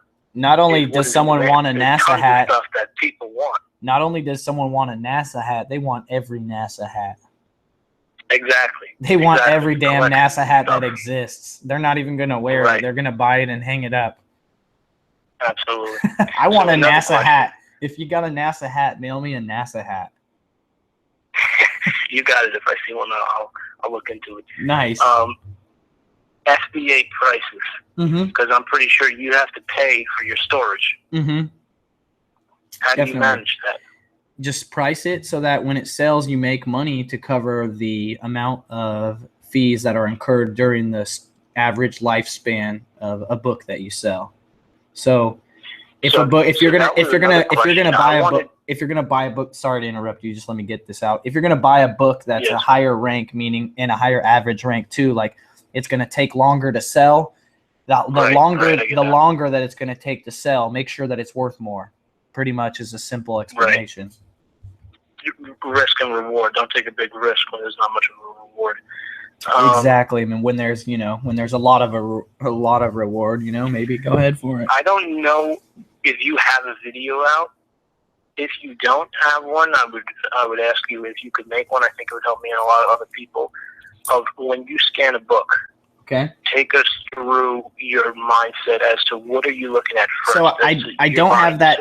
I don't have the exact video for that per se, but I have 2 or 3 videos where it's actually just a screen recording of my phone and I'm scanning piles of books. Yeah, if you've seen all 3 of those, that's what I'm talking about. But those are ones that you've already came home with and bought. Right. Well, yes, but there's one that it says blind buys, and so I'm scanning books that I bought without scanning them. And that one's pretty insightful. I don't know if you saw that one. So that one, I'm actually scanning some and going, hey, I'm not going to sell this one because of this reason, and so on. Do you remember the title on that so I can write that down and check it out? Let me look.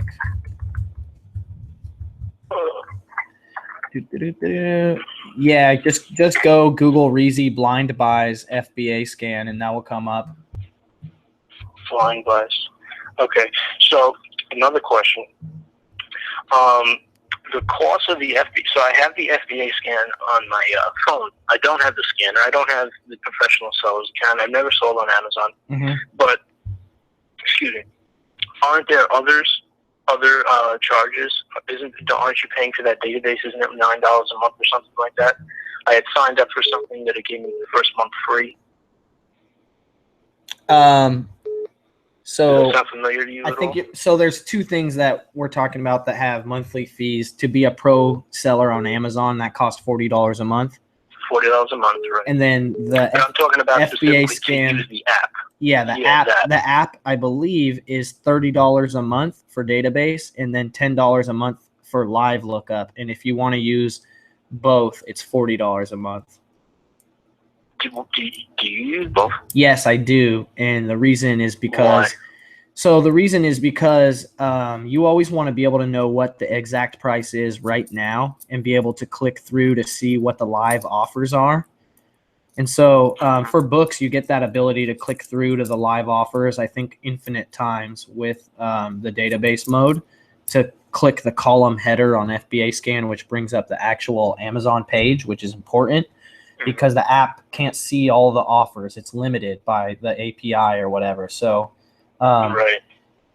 So I kind of lost my train of thought there, but your API, you're right. So the live mode. Right. So, but since I sell not just books, right? I sell retail arbitrage stuff, all kinds of random stuff. That stuff you scan in live mode because the database, that's not going to be in the database. You know, when you download the Amazon database, it gets almost all the books and CDs and DVDs, but it doesn't get all the kids' toys or, you know what I mean? It's not as reliable in those categories.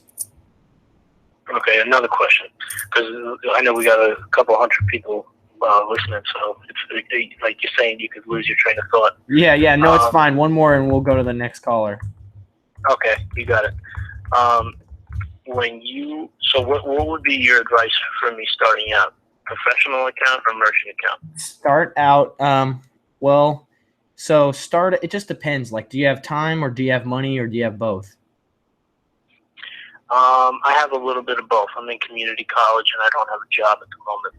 So, okay. I have a little bit of time and a little bit of money. And you're looking to replace your income with this right now, or you're going to look for a job too? Yeah, I'm looking.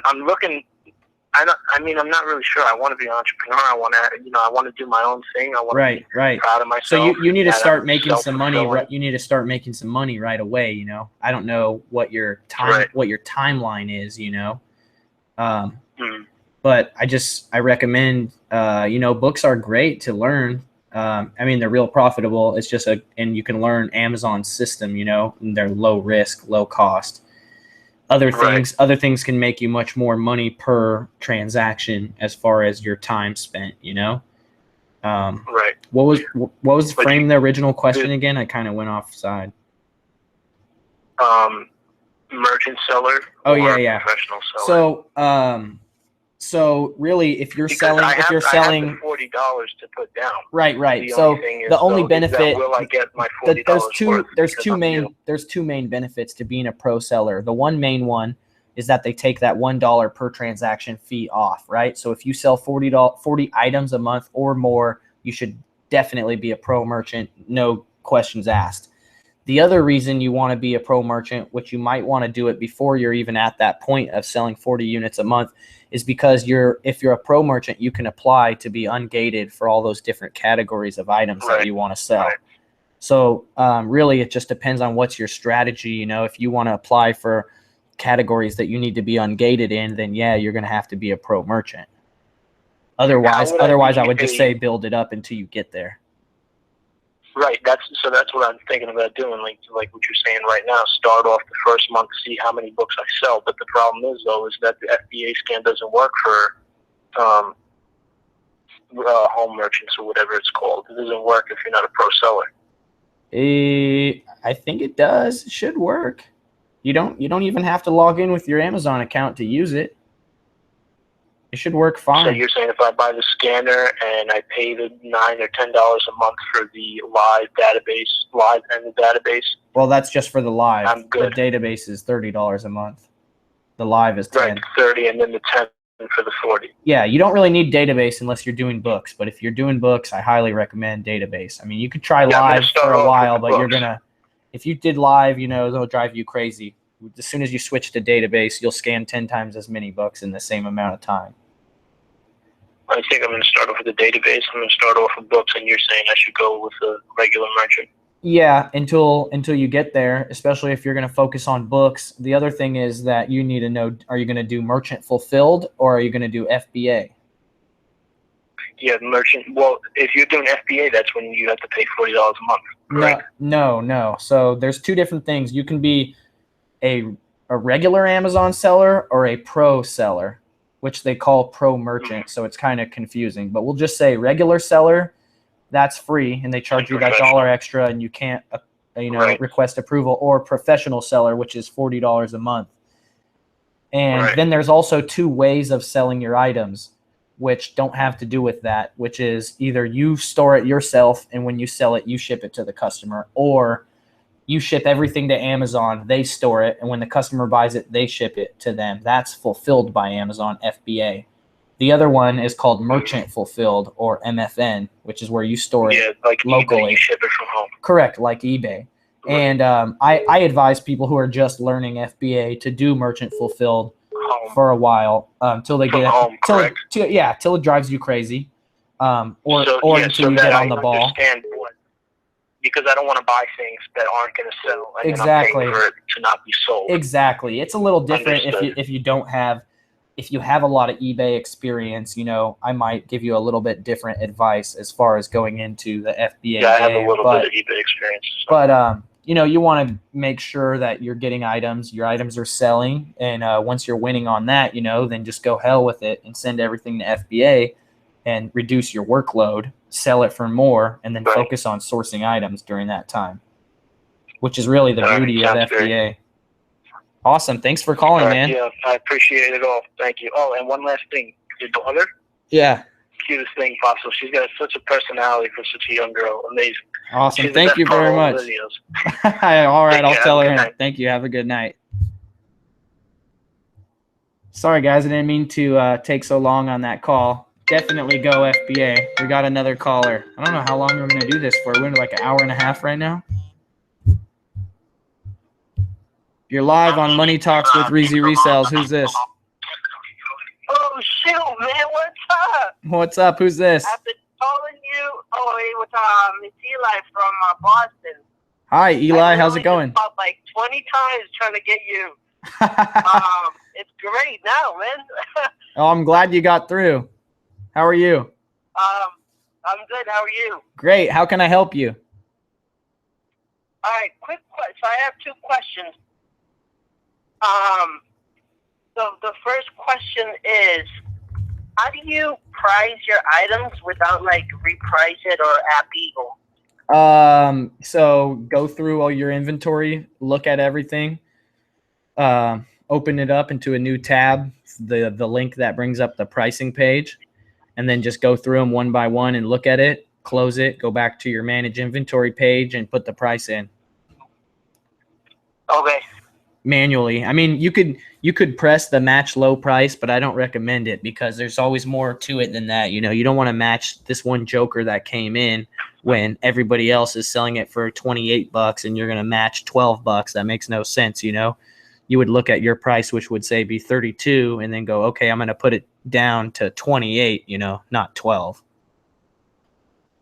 All right, gotcha. Awesome. And do you think it's like to reprice it? Do you think it's worth it? Just because I know they have a 30-day trial. Just go for it. Oh yeah, go for it. Don't pay for yourself. Definitely, I guarantee you. If you're not using a repricer, this is for everybody. Sign up for Reprice It or App Eagle. I think they both have trials, and I guarantee you will have the best sales days you've ever had in your life. And then please DM me to let me know I was right. I guarantee I'm right. It happens every time. Every time I talk about repricing, I get a few messages from people who tell me that, wow, thank you. I wasn't using a repricer, and I just had the 2 best sales days of my online career. Nice. Oh man, another question: how long does it take for me to start selling stuff? My first book was only 11 books, but like on your Facebook group, people have like thousands of. Yeah.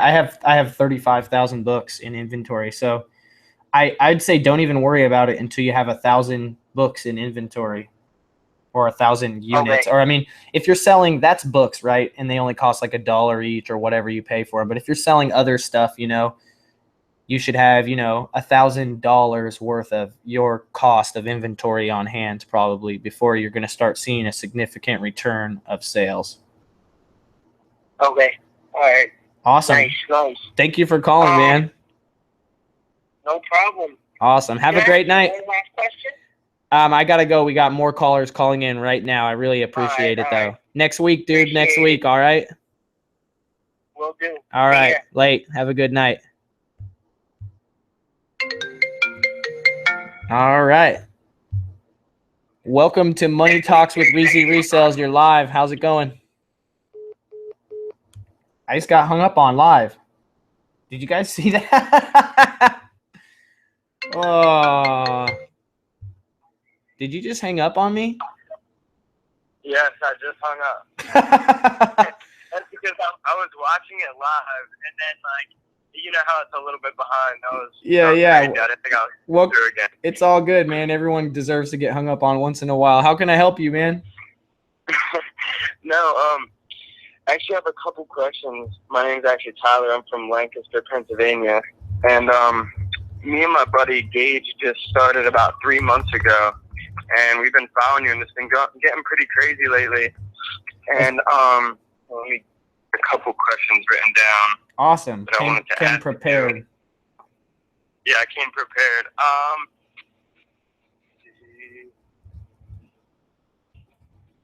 Yeah. So, how did you start getting people to contact you just to give you books? Man, Craigslist ads. Yeah, that's the what I've first been way. looking. I found a couple. So the thing is build up a little website, right? Pay someone like $100 to build up a website, or like watch Jim Pickens. He's another YouTuber. He has a nice video on how to make a little WordPress website. Make you a website for buying books, you know, business cards, and then direct everyone through that portal, whether it's on Craigslist, etc. Okay, perfect. Yeah, that sounds good. Yeah, we've been having a good week with books, though, for sure. That definitely set it off for us. I definitely like doing books. Yeah, well, got our scanners in today, so I'm pretty happy about that. Warning, we're going into the slow season, so be prepared.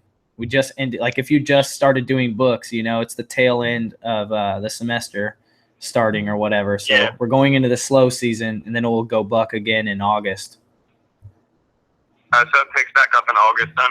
Yep, and then there's a little spike in the summer for summer school, but not much. But mainly it's December, January, and August, September. Oh, okay. That's perfect. Yeah, I mean, books sell all year round, but you're going to sell, you know, you're going to sell 3 times as much volume of books during those 2 months. Yeah, it got pretty crazy right away with the books. Like, just doing them. It's a lot of fun doing books, honestly. Yeah, no, it's great. I I'm love books. just trying to find creative sourcing like for books and like find better ways to get books. Yeah, definitely advertising for them. Books, honestly. Yeah, advertising is definitely a good way to get the books. Yeah, no, it's Yeah, for sure. I even thought of a couple of some questions. crazy ways you could probably use Snapchat to get books by like making a geo filter and then making a social media presence around, Cash for Books, your university or whatever, and then making a geo filter and then drawing it around the university during end of semester time. Yeah, I'm definitely looking to do something like that or start up a page or something just to figure out definitely better ways for sourcing and finding a lot of books. Yeah, they're out there, man. You don't have to do it in the traditional way. You could get bumper stickers made, have your friends put them on their cars, pay people to put them on their cars, get magnets for your vehicle. You know what I mean? There's so many different things. Pay to put up a banner at the college, maybe sponsor some local sports teams for $100. You could get your banner displayed or get your, at Cash for Books San Diego or whatever on these kids' T-shirts all summer long or whatever. There's so many different ways, but it's not going to happen if you don't cast your hook out there, right? Yeah, exactly. That's just what we're working on right now. So I guess we'll see where it brings us in the next couple of months. Yep. Thank you for calling, man. Do you got any more questions? No, man, that's everything for now, I guess, until next Monday. Awesome. Yeah, I'll see you next Monday, man. All right, man. Perfect. Thank you. Awesome. Have a good night. Yep. The lines are open. 209-83 REEZY. Don't hang up on me, please. Just don't hang up on me. Textbook sourcing at colleges, my main source for textbooks. Yes, textbooks, colleges, amazing. If you can get in there, get in there. The college near me has a couple deals going on. Sucks. You're live with REEZY Resales on Money Talks. Who's this? Hey, REEZY, this is David. How you doing? Great. This is Dave. David. Hey, David. How you doing? All right, man. I got a question on your KDC scanners. Yeah. On them scanners, do they come with that Serial Magic Gears license already installed in them? I do not. Android phone? I do not think so, but I do not know. Just full disclosure, I use iPhone only, so I have no idea about Android. I'm not actually selling the scanners myself. I don't have them, so I'm just I'm furnishing the link to you guys through the supplier for the same price or whatever. But that's a good question, and I always thought that app was free. Does that app cost money? They have on one other YouTuber had told me, or I had seen a video that the Serial Magic Gears, that the license costs a little bit. If you buy another type scanner, it's already, the license is already built into the scanner, but that scanner is a lot more expensive. Someone in the comments right here, Robbie J. Hope, he said Serial Magic Gears is free. So I think it's free. Okay. And then you put it on the computer and then put it into the scanner, or is this a phone app? Well, I'm not real sure. Are you on a computer right now, or were you watching on your phone or something? No, I'm watching you on the computer right now. Okay, we're talking about in the comments right now. We're gonna nail this down for you real quick. So it's a phone app. Yeah, so Serial Magic Gears is a phone app for Android, and it's free, so you shouldn't have any problems with that. Thank you, guys. Okay. Thank you very much, guys. Awesome. Teamwork makes the dream work. You got any more questions, David? No, that's it, man. Thank you. Awesome. Have a good night, bro. Okay, you too. All right. Bye. All right, one more caller, and then I'll do the giveaway, guys, because guess what? I got to go to the restroom. That's what happens when you drink 40 ounces of water in a broadcast. Oh, the download's free. The license is not. So now that he's off the broadcast, sorry, David. The license is not free. cost money. Do you guys know how much it costs? Welcome to Money Talks with REEZY Resells. Who's this? Hey, what's up, Reezy? It's Frank. Hey, Frank. How's it going? It's going good, man. I had a really, really good question, I think, in my opinion, about restrictions. Yeah, let's do it. In terms of just going in, like, I see so much opportunity going to stores, Nikes, Jordans, all that stuff. Right. But it's all restricted. I mean, the profit margin, like, it's just so big. Right. But as soon as that restriction, comes up, I get pissed off so bad. Is there any way around that? I mean, besides selling on eBay? So, I mean, as far as specifically for Nike shoes is what you're talking about, right? Just in general, just restrictions in general. Like, so if I go look at you can get approved for different categories of different restrictions of stuff. But for example, for shoes, you could get approved, but you're not going to be able to get approved to sell Nike. They do say, you can provide invoices and pay $1,500 and blah, blah, blah. But to my knowledge, nobody has gotten approved yet. And it's been, 6 months plus since that happened. So you think you would have heard of someone getting approved by now. And so you only have a couple options, one of which is sell them on eBay, which it's more work, but the money's still there. I got a handful of followers that have a garage full of shoes that sell them on eBay. And two is buy an existing Amazon account that has the rights to sell Nike shoes. But it's very risky because you don't know, tomorrow Amazon could put the hammer down on me, and I have 1,000 pairs of Nikes in the warehouse. And then I'd have to get them all sent back. I mean, hopefully they'd let me send them back for free or whatever, but you know what I mean? I'd have to sell them on eBay or figure it out or whatever, which would make the account that you just bought worthless. So, I mean, that could be a benefit, that could mean you could make $1 million off this account, but only buy it for $5,000 because, there's a danger, that it could not exist, and that could keep the price down, could be an immense value, But of course, buying an Amazon account is not in compliance with Amazon's terms of service or selling one. But you can buy an LLC or buy a business that owns an Amazon account or that owns a business that owns an Amazon account or whatever. So, and then you get the assets transfers, and you can do it that way. So that definitely works. But other than that, I don't really know what your options would be, selling on some other website like Poshmark or Facebook Marketplace, Let It Go, OfferUp. Who knows? Right, and those are the options I kind of, but it's with the SBA market. It just sells so much quicker, and like something like with eBay could take maybe a week or 2 weeks, 3 weeks, but with SBA, I'm seeing sales like the next day, the next 2 days, and it's coming real quick, and that's what I'm looking for, is that profit and the quickness and going out and shopping for more, and that kind of stops me out. Right. So the thing is with eBay, it works the same way. You just got to sell. The markets is thinner. You know what I mean? There's less traffic. So in order to make those sales happen with that same frequency, you're going to have to sell. You have a smaller catalog of items that you can sell, right? And you have to sell it for 15% less than what you're going to sell it on Amazon for. Right, which is not too bad, because I mean, with FBA, if you're not a merchant seller, FBA is like 40% of your profit. So I mean, right.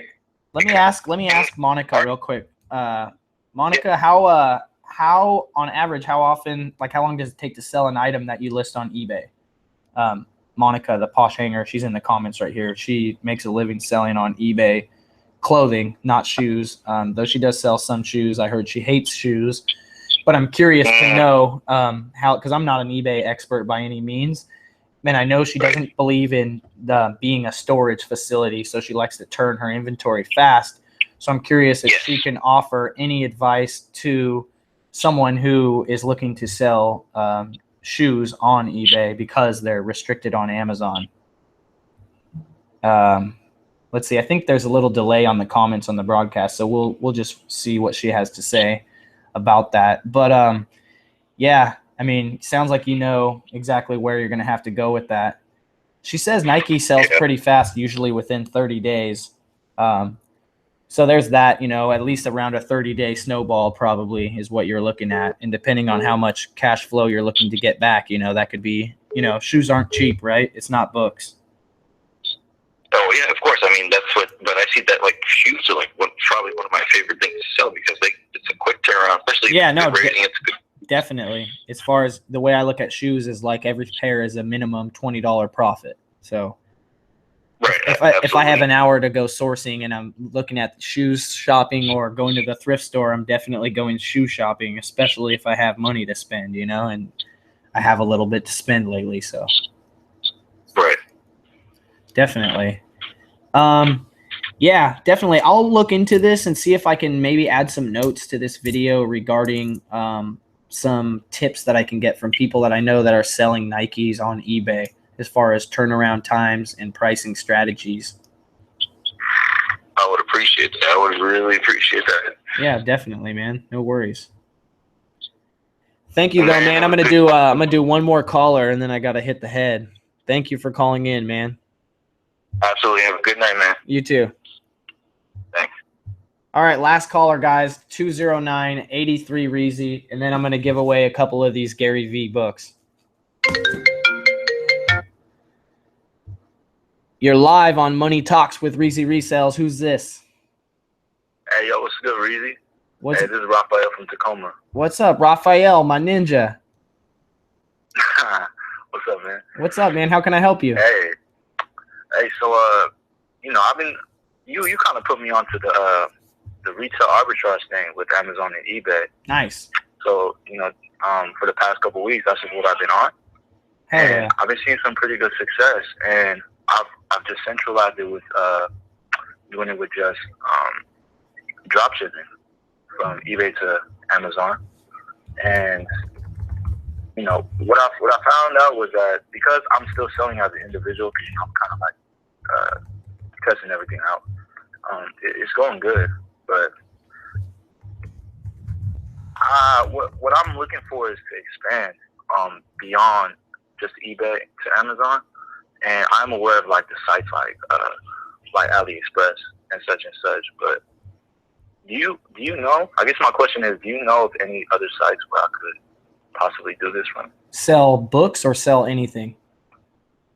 Well, right now mostly I'm selling like electronics, like everyday electronics, like mostly going to be everything. It's mostly going to be eBay and Amazon. Like your number one spot is going to be Amazon or eBay, depending on whatever product you're selling. And then after that, you got, Craigslist and Facebook Marketplace. Of those two, I would say Facebook Marketplace is huge. I think Facebook Marketplace, I haven't looked at the data, but I would say Facebook Marketplace is probably taking over Craigslist. Yeah, it's huge too because a lot of people are on Facebook. So it's like, it's still hot and new. And so there's like people are selling and buying on Facebook and they never, these are people that don't go on Craigslist. You know what I mean? It's kind of like how Instagram came out with stories. So now people don't, they don't have to go on Snapchat to do stories. They're not going to get Snapchat. Yeah, I'm aware of Facebook Marketplace, but I haven't really looked into it. Are there any established sellers on Facebook Marketplace or what? Yeah, Facebook Marketplace. I'm sure there is people making. I'm sure people have already made 100,000 selling on Facebook Marketplace, but I haven't read any stories or anything like that. I just know the opportunity is out there. Funny story. I sold on Facebook Marketplace. I sold Luna's used Schwinn tricycle. She barely used it, just in the house or whatever. It was pretty much brand new with a little bit of scuffs. I sold it for $60 on Facebook Marketplace. Before I sold it, someone messaged me and basically telling me I was a swindler because you could get it brand new at Target for $50. And our Target in town was actually in stock. And so I was like, I'll change the ad when I get home. I'll change the price, But before I got home, someone contacted me and offered me $60. Came over and bought it for $60. So here I sold a used tricycle for $10 more than the new price at Target because those person's eyeballs were on Facebook Marketplace, not on Target's website. They didn't know they wanted a tricycle. They saw it on Facebook and they said, hey, let's get this tricycle. You know what I mean? It's all about being where the eyeballs are.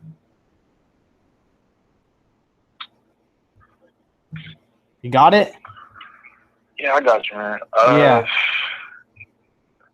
Anything else I can help you with? Thank you, man. Yeah, man. Thank you too. Thank you for calling in. Giving me a lot of information, and I appreciate that. Yeah, I appreciate it. How did you find me, if you don't mind me asking?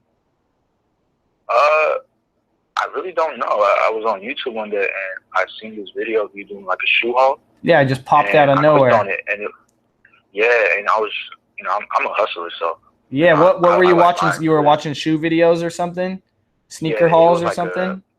it was one of those like videos that you did, Yeah. like the $1,200 shoe haul. Hey, the importance of keywords, guys, right? Like I guarantee you, because I put shoe haul or sneaker haul or Nike haul or one of those things in my keywords, that's why I was able to help this individual right here and connect with him, and now we're engaging, right? So it's all crazy internet stuff. Hey, REEZY, hopefully I get to talk to you later soon, but I gotta go real quick. Yeah, no worries, man. Hey, we all got to go too. Thank you very much, man. Have a good night. Thank you. All right, guys. I'm gonna leave these in. We're done with the call-ins. I'm not gonna take any more calls, but I am gonna give away a couple Gary V books right now. I'm gonna give away 2 Gary V books, and so this is all you got to do to get these Gary V books. You got to subscribe to Super Spro Bros Instagram at Super Spro Bros, and also subscribe and turn on the bell for the Super Spro Bros YouTube alerts. I think that's how you do it. And then tomorrow morning, when I wake up, I'll pick 2 people, and you need to leave a comment on our most recent post on Super Spro Bros Instagram, and also subscribe to YouTube, and I will pick 2 people from comments in the post to win these books. Now, this part is very important. To get this book, you're going to have to email me when you win. You're going to have to email me, okay? But you're also going to have to DM me your email address from the Instagram. I know it's crazy, but that's just how we got to do it so we can verify it. I'm probably going to send out a book on accident to someone who just sent me an email anyways, so if you're sneaky enough, you might get a book. But that's how we're going to do it. And I thank everybody for watching. If you guys don't know who Gary V is, please know about Gary V. Follow the man. He put me in the game. I wouldn't be here doing the REEZY Resells thing if it wasn't for Gary V.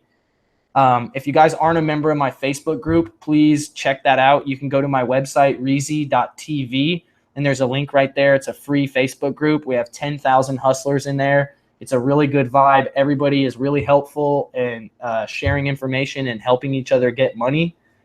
What else? I'll see you guys next Monday for Money Talks. And thank you for joining me. It was super awesome. And I really appreciate having everybody here. Until next week. And hopefully you guys are going to do what I said. And 2 of you will win a copy of the Gary V book. So I'll see you guys next week. Peace out.